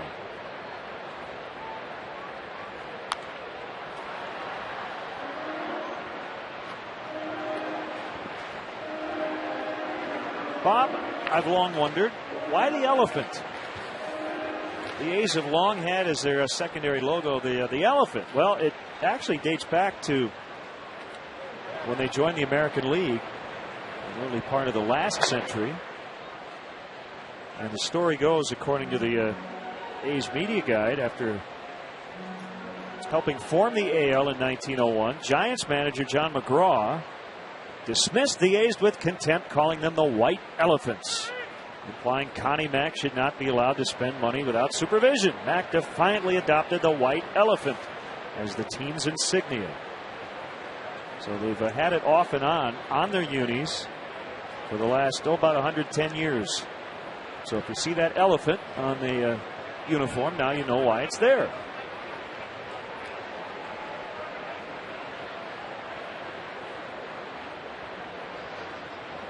Thinking athletics, elephants. At one point they had a mule instead of an elephant. Of course, that was Charlie Finley's decision. He made some rather unorthodox decisions. Ball 4. Let's step aside and see what's coming up on WGN.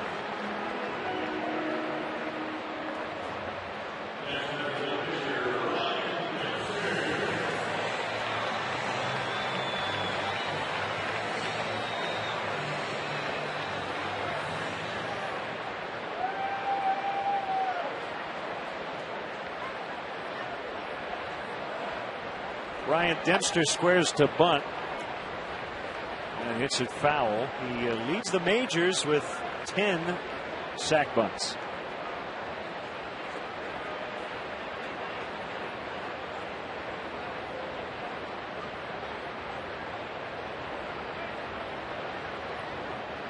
For our Chicago viewers, tomorrow morning, check out the WGN Morning News. The Stanley Cup will make an appearance. John McDonough, Rocky Wirtz will drop by the studios with the Stanley Cup. 0-2 to Dempster.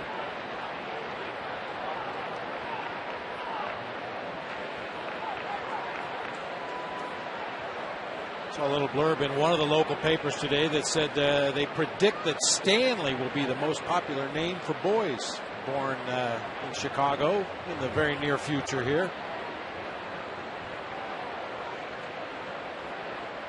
Nobody's going to name their kid Cup, right? I hope not.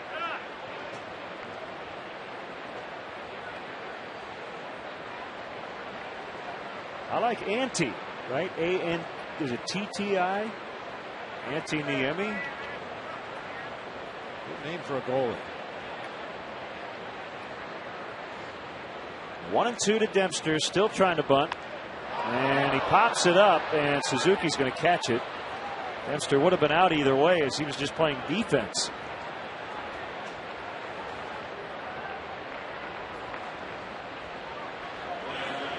Dempster looked a little bit like a goalie trying to deflect a slap shot with that one. Tailing fastball running back up and in. It came very close to that right hand. You see he slides the right hand up the bat. He does it properly though. Keeps his fingers behind the bat. That was very close to catching him on that throwing hand. He didn't know where the ball went. Okay, I have a question. Doesn't really matter. Is that a foul out or a strikeout? I would assume a foul out. Good for me. An out's an out. Yeah, that's it. FO2. I'll write it in.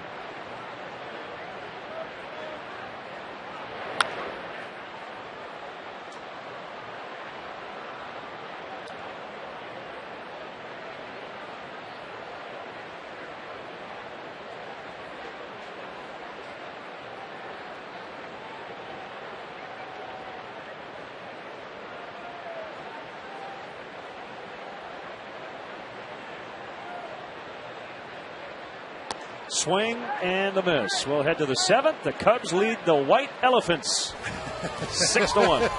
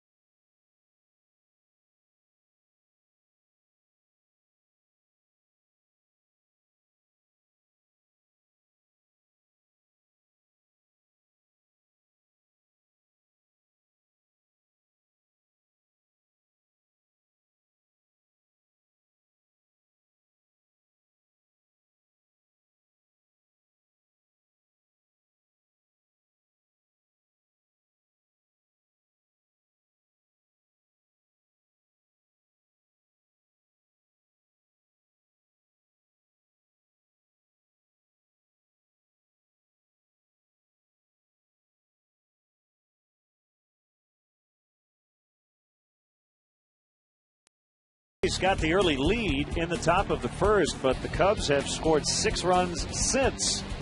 Derek Lee's had a good night, his 301st career home run, and Alfonso Soriano helping the Cubs manufacture one with his first sac bunt since '06. Visit your Honda dealer, test drive a 2010 Honda CR-V. The 1-0 pitch to Mark Ellis. Fastball in there, 1-1. Cedric the Entertainer will conduct the 7th inning stretch. Big weekend of comedy at the Chicago Theater coming up. Bird drifts over into right center. Two-handed grab to get Ellis.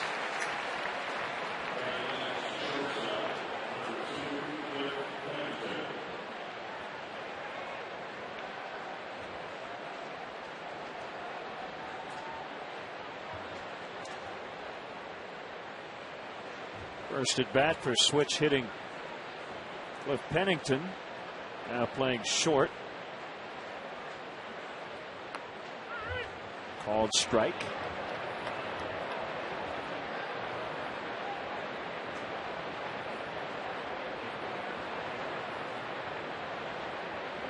Pennington scored 3 times in game 1, including that RBI triple.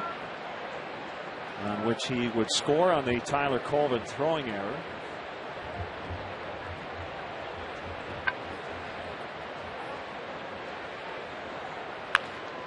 And a ground ball back up the middle, base hit. There's still time to get great seats, including bleachers, for Cubs games this summer. To purchase tickets, visit Cubs.com, call 1-800-THE-CUBS, or visit the Wrigley Field box office.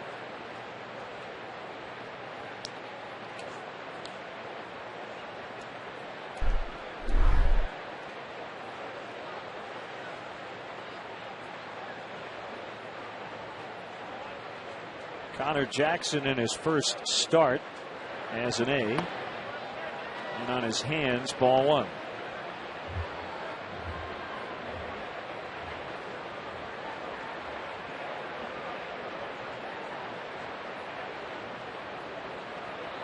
Cashner and Marshall just getting up.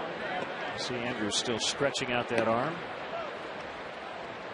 You mentioned earlier Dempster working on an extra day's rest this time around. He's thrown a high of 125 pitches against the Cardinals earlier this year. He's sneaking up on that number. He's at 110 right now, but just in case, some activity down in that bullpen.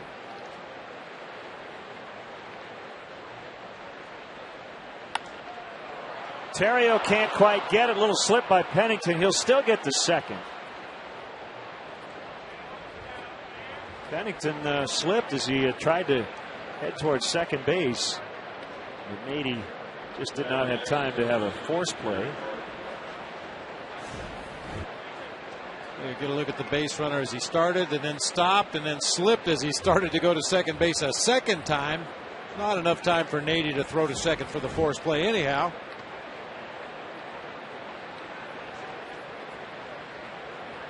Stay tuned. The WGN News follows our broadcast. Mark Sapelsa, Lourdes Duarte with the news, Tom Skilling with all the weather, and Dan Roan has the sports.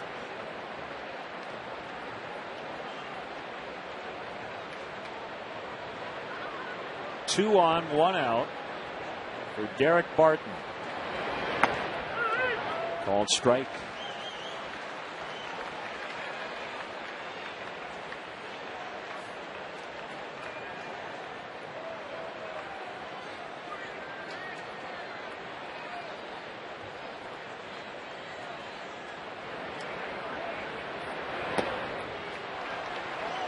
A half swing by Barton, 0-2. That's when you're more likely to see Barton go to the opposite field. One of his base hits today came to straightaway left.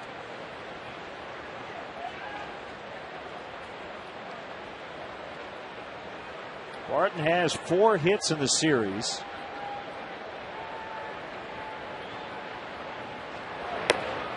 And he takes it high and away.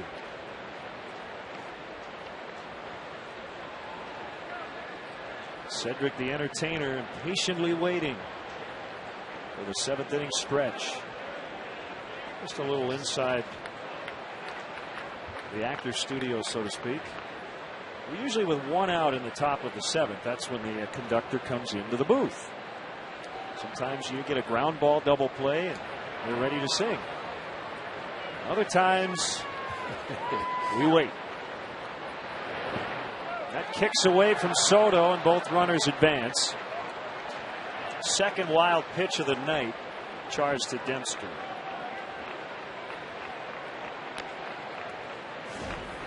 Pitchers who feature that split-fingered fastball are going to finish the season with more wild pitches than guys who don't throw the split finger. That's right where Dempster wanted to throw it. However, it just got far enough away from Giovanni Soto that both runners were able to advance. First 2 wild pitches of the year for Dempster.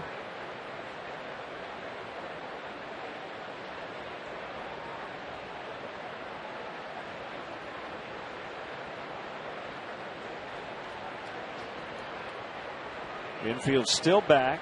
They'll exchange an out for a run.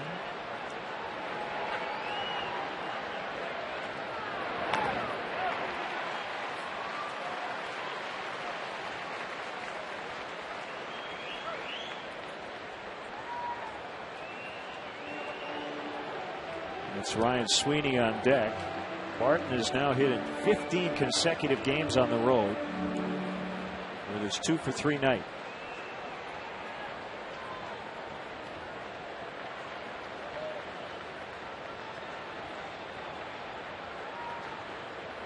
We got Barton from St. Louis prior to 2005. It was in the Heron Mulder deal. Went after the high one, able to stay alive. Converted catcher.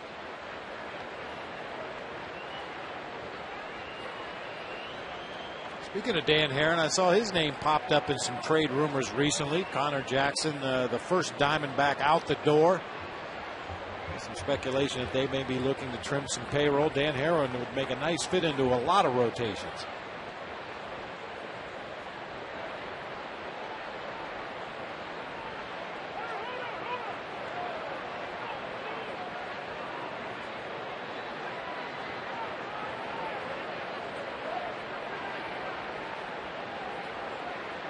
Roy Oswalt sweepstakes.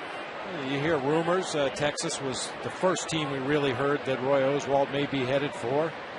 Recently, the Washington Nationals possibly getting in on the Roy Oswalt trade sweepstakes. High for ball 4.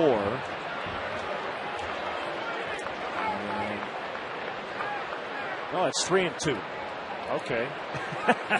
Barton faked me out. Trying to steal first. Yeah. Well, that could be big. Been a long at bat. I think he just assumed it had to be 3-2. Fooled me.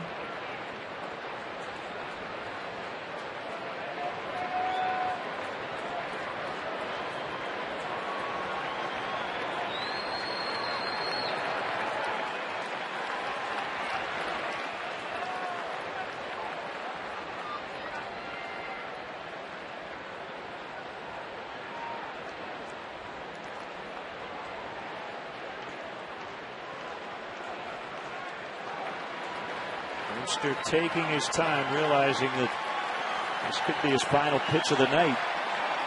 With 3-2, a ground ball foul.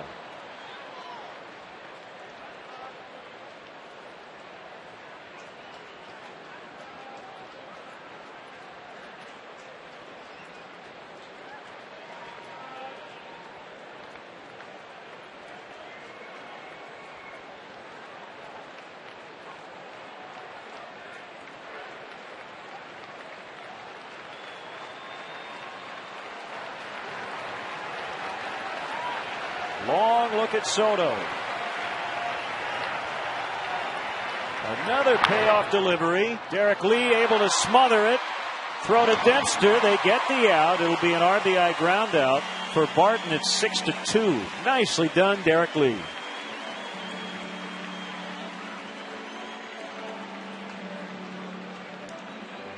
Ball looked like it was ticketed for right field there. Derek went to his right, smothered it, kept it close enough that he could grab it and throw on to Dempster for the out.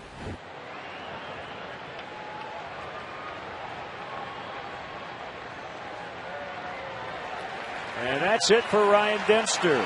It's a nice hand from the home crowd. Left-hander Sean Marshall is in. 6-2 Cubs in the 7th.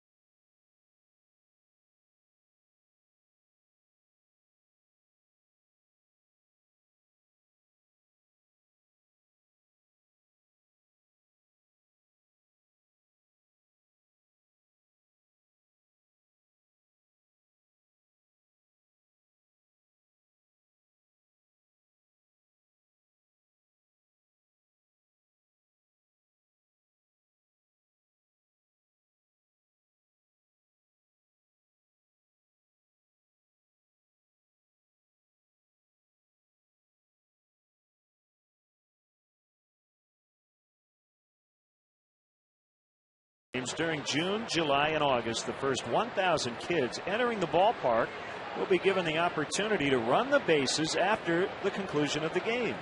Tickets are limited, so visit Cubs.com to order today. Left-hander Sean Marshall facing Ryan Sweeney, runner at third. 2 outs in the 7th. Cubs leading 6-2. Ryan Dempster, good night's work, getting into the 7th with a 4-run lead.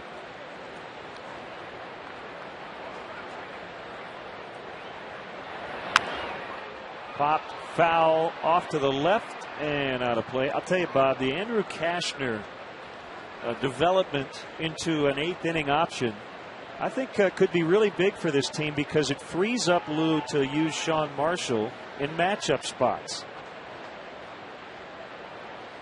No doubt about it. And then Cashner, a guy that can come in and face righties or lefties with that overpowering fastball. Terrio up with it, and he gets Sweeney. They get one. 6-2 Cubs, stretch time. Cedric, the entertainer. All right, fans, let me hear you. A 1, a 2, a 3. Take me out to the ball game. Take me out to hit the crowd. Buy some peanuts and Cracker Jacks. I don't care if we never get back. It's root for the Cubbies. If they don't win, it's a shame.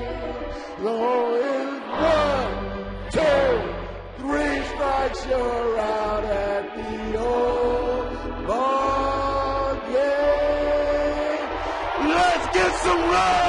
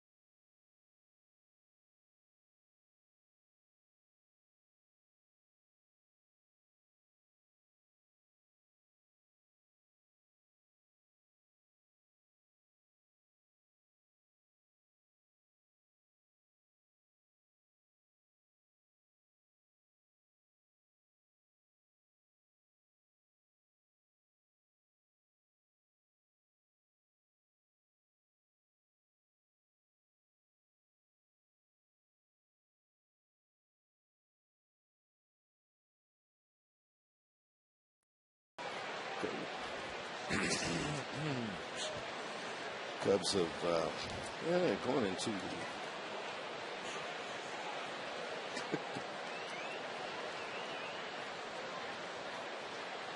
Bring us back, Cedric. Yeah, we're back. It's going in the top of the 7th, guys, and the Cubs are looking good. They're up 6-2, and we just had a pitching change, and we're gonna see how they pull it off here. The Athletics got a couple of pitches in. Bob, what you guys are thinking? How are the Cubs faring? Cedric, the broadcaster. I like it. Oh, yeah, it's nice. How you doing? Good to have you here. Good, man. Definitely. It's fun to be here, man. To see town. Working on, got a cool show coming up on Friday. I'm going to do at the Chicago Theater. Said the Entertainers Urban Circus.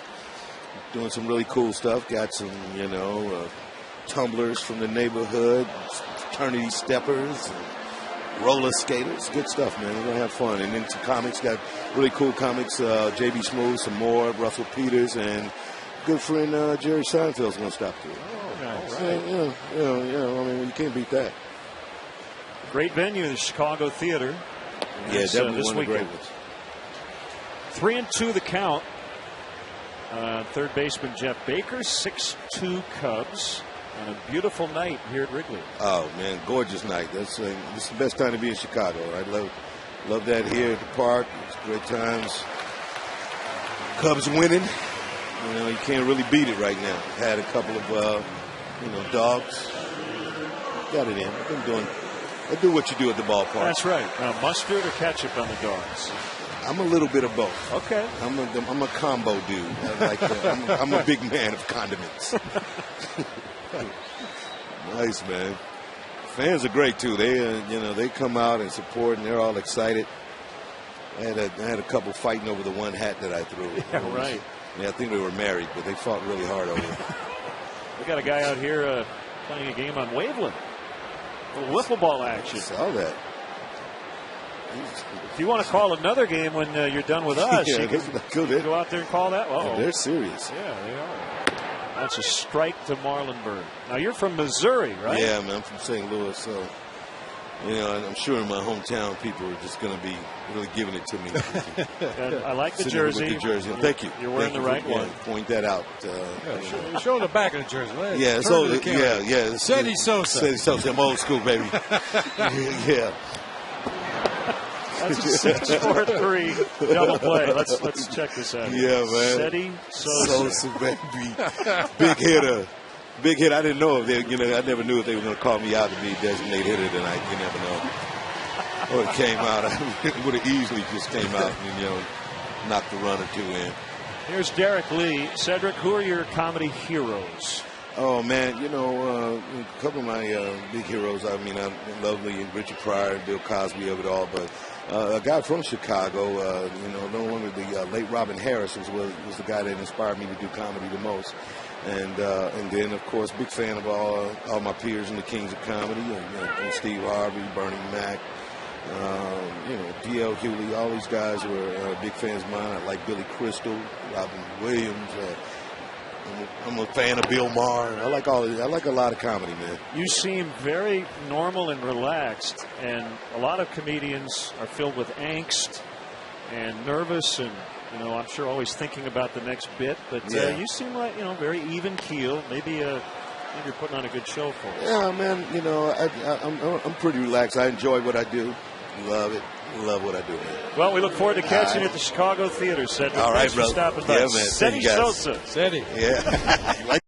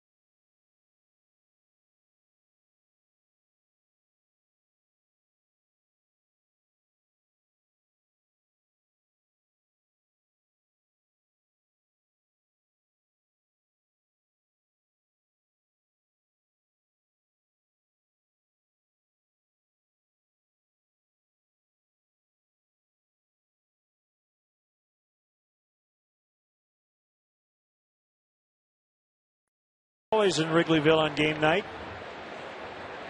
Inside and outside the ballpark. Inside 36,244. And the Cubs trying to even up this series, set up a rubber match tomorrow.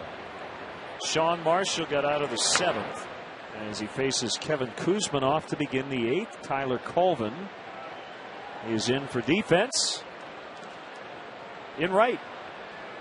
And Kevin Kuzminoff with his career best 15-game hitting streak. This may be his final chance to extend it to 16. Going to have to do it with 2 strikes.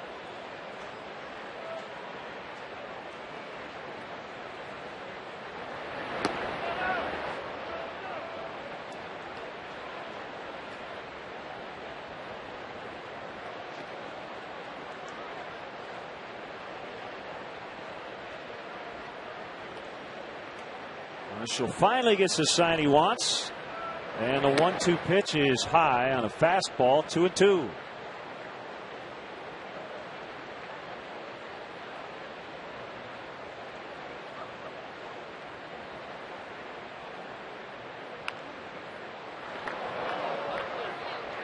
Len, you were talking about the configuration of the Cubs bullpen with the emergence of Andrew Kashner as a late inning option down there. Obviously, Carlos Marmol is the closer. The thing about Sean Marshall is he's equally effective against righties and lefties. Right-handed hitters are hitting under 200 against Sean Marshall this year. Lefties hitting only 220. That's a big breaking ball. Swing and a miss, strike 3. Time now to check out today's improvement from Menards. We're going to take a look at the best record when leading after 6 innings this season. The Oakland Athletics have not lost a ball game all year when leading after 6. And you see what they've done when they've been trailing after 6. Bodes well for the Cubs tonight. For all your home improvement needs, shop and save big money at Menards.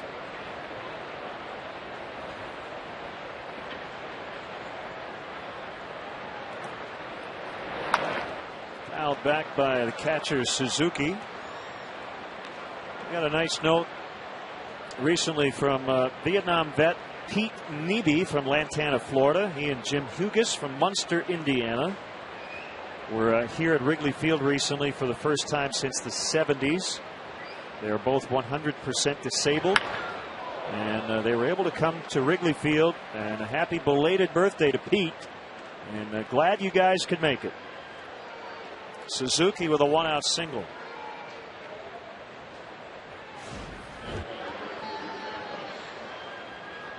Struck well right back through the box. Sean Marshall, long and lanky, 6'5", got right between the wickets on into center field for a base hit. Fortunate that didn't catch him on the shin bone.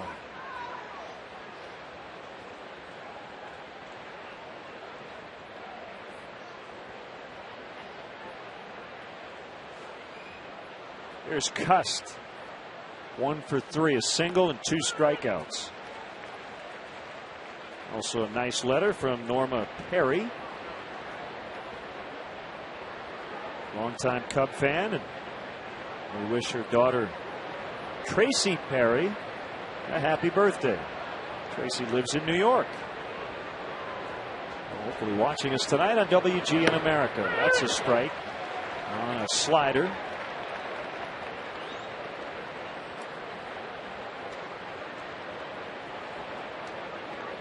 Closer Marmol has joined Andrew Kashner.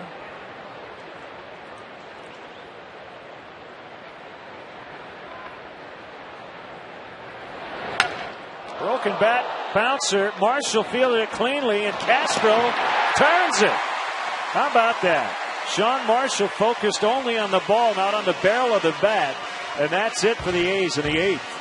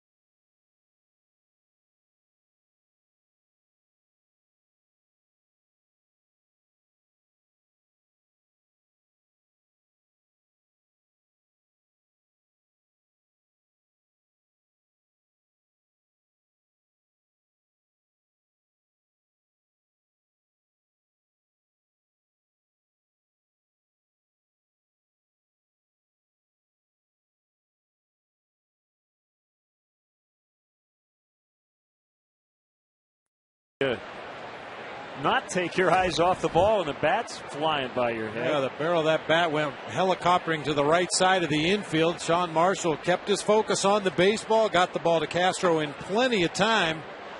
You see Castro had to come wide of the bag there to take the throw, but plenty of time to complete it on to first base. And Sean Marshall had a ball hit between his feet out there on the mound in the center field for a base hit, then has to dodge a bat for the inning-ending double play.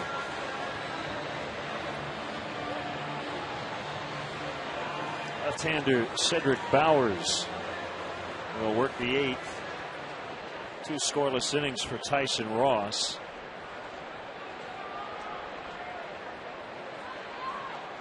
Bowers has pitched all over the place. Spent a few years in Japan, the middle part of the decade. Pitched in Korea in '07.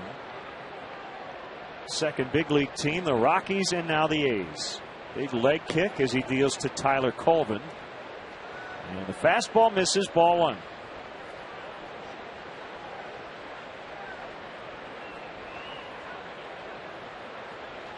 Colvin homered last night, and he slices one into the left field corner. Fair ball.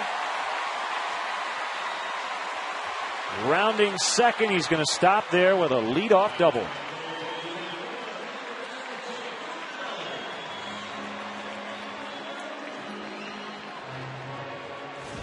Tyler Colvin hangs in there really tough against left. He's got a fastball out over the plate. Didn't try to pull it, just hit it with authority down into that left field corner. And you got to love the way that man runs the bases. He wasn't conceding that that was going to be a routine double. He was thinking 3 all the way until the A's made him stop. I mean, you know this is a sure double down in the left field corner, but Tyler Colvin figures if he bobbles that ball or has trouble picking it up, I'm going to be on third base.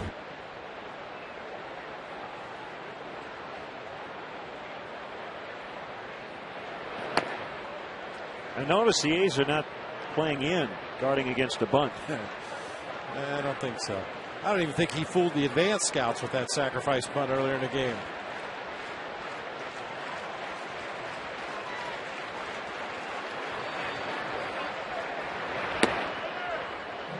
Off the inside corner, 2-1. On Soriano's last at bat, he doubled in 2 and was thrown out at third to end the inning.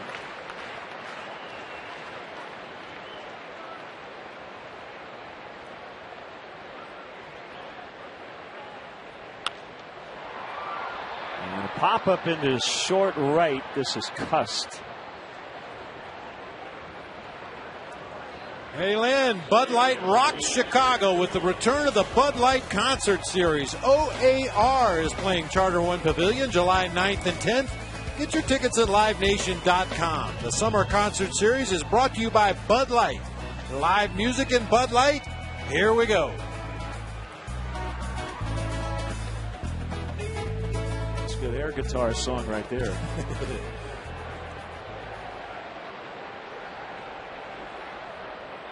Giovanni Soto, 1 for 2, a double, an intentional walk, and a strikeout. Looks like we'll see Carlos Marmol in a non-save spot in the 9th. He's the only reliever currently throwing in the bullpen.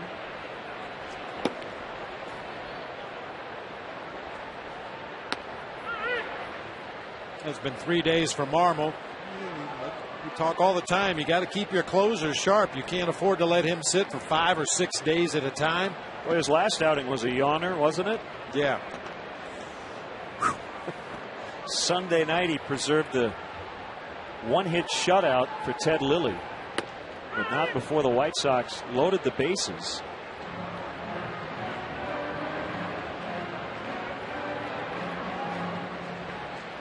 The numbers don't really do justice. I mean, you look at his line from that outing: 1 inning pitch, no hits, no runs, no earned runs, 2 walks, and a strikeout.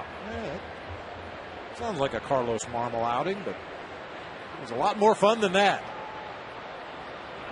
Fun is an interesting way to put it.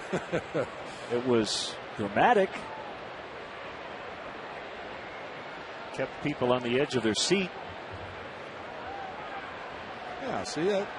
Looks like a typical Carlos Marmol outing. Maybe 2 or 3 strikeouts to go along with a couple of walks in an inning of work. And a balk. And a balk. Lost his footing and did not want to throw the ball away. As Soto takes a called third for the second out.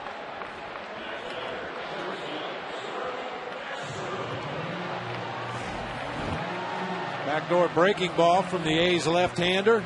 Big sweeping breaking ball, just does get back to the corner.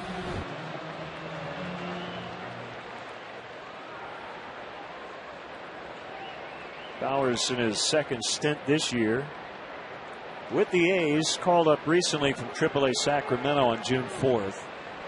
They're going to intentionally walk Castro, and we'll see who's going to pinch hit. Sean Marshall is due up,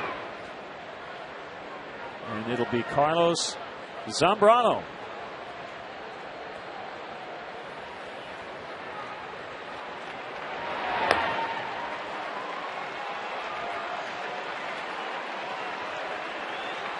Z with an RBI hit last night.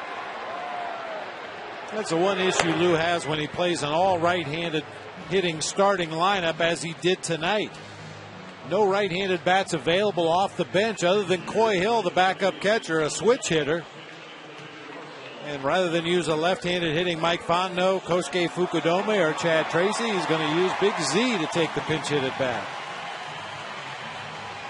You know, Carlos actually sat in your chair and put your headset on today. Yeah, he did his running today, and he wandered up to the upper deck. I was doing a little homework around 3:30, and he popped in.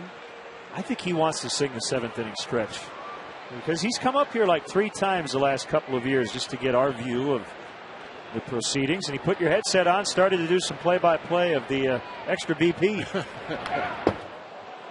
Big swing by Z on a 96-mile-an-hour fastball. Boy, Suzuki and Greg Gibson, they vacated. I think that was a cross-up, just the way Suzuki reacted to that pitch. He looked like he was expecting a breaking ball, started to move inside to Zambrano, and powers through a fastball.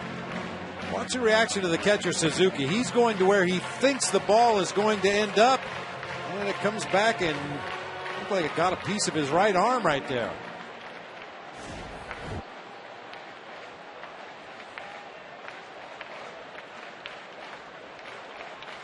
Well, good timing with Z at the plate. 200 batting average and an on-base percentage of 188. We got an email from Steve Delaney in Davenport, Iowa. How is that possible? It's because sac flies count against your on-base percentage. The theory is you're not trying to make an out. And so while it doesn't count against your batting average, it does negatively impact your on-base percentage. So you technically could finish the year or your career with a higher batting average than an on-base percentage. So that's the quirk in the stats. Another quirk. I get it, though. I understand. Swing and a miss. 1 and 2. You know, sac bunt, you are trying to give up an out to move the runners. But a sac fly, you're trying to get a hit, and you fail. And you see, he hasn't walked a whole lot in his career. With a 241 OBP. Swing and a miss. So the pinch hitter Zambrano strikes out. We'll head to the ninth. Marmol coming on to try to close him out.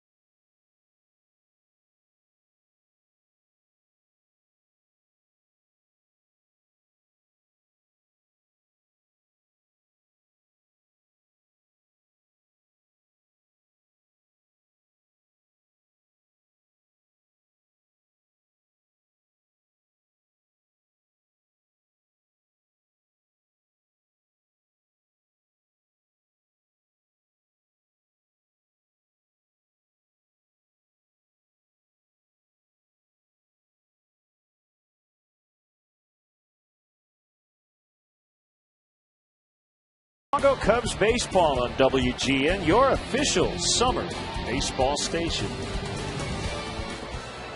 Carlos Marmol in a non-save situation, facing a former Cub teammate, Eric Patterson, in a pinch hitting role here in the ninth. And he drives it out to Marlon Byrd, who puts it away. WGN News follows the game. Mark Sapelsa, Lourdes Duarte, Tom Skilling with the weather. Dan Roan will have the sports.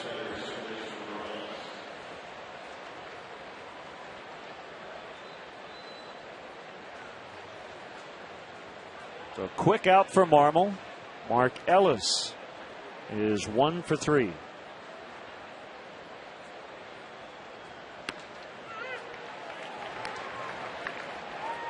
That's a rarity. 3 straight fastballs from Carlos Marmol. 2 to Patterson. The first pitch here to Ellis.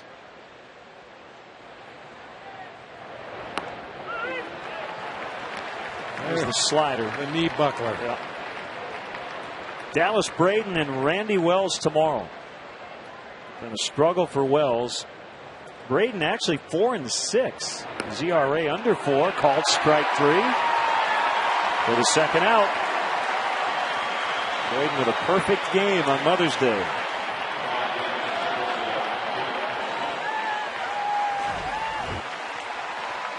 Two of the nastiest sliders we've seen from Marmol all year. The first one absolutely froze Ellis for a called strike. Can't pull the trigger on strike 3 either. Fans on their feet as Pennington takes a strike.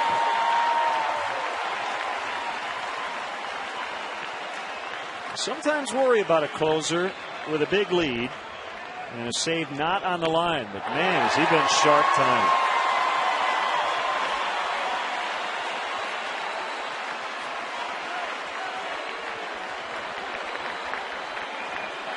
Nothing but strikes from Marmol. How about that? Wow. Cubs win. I think that's as good as we've seen them all year.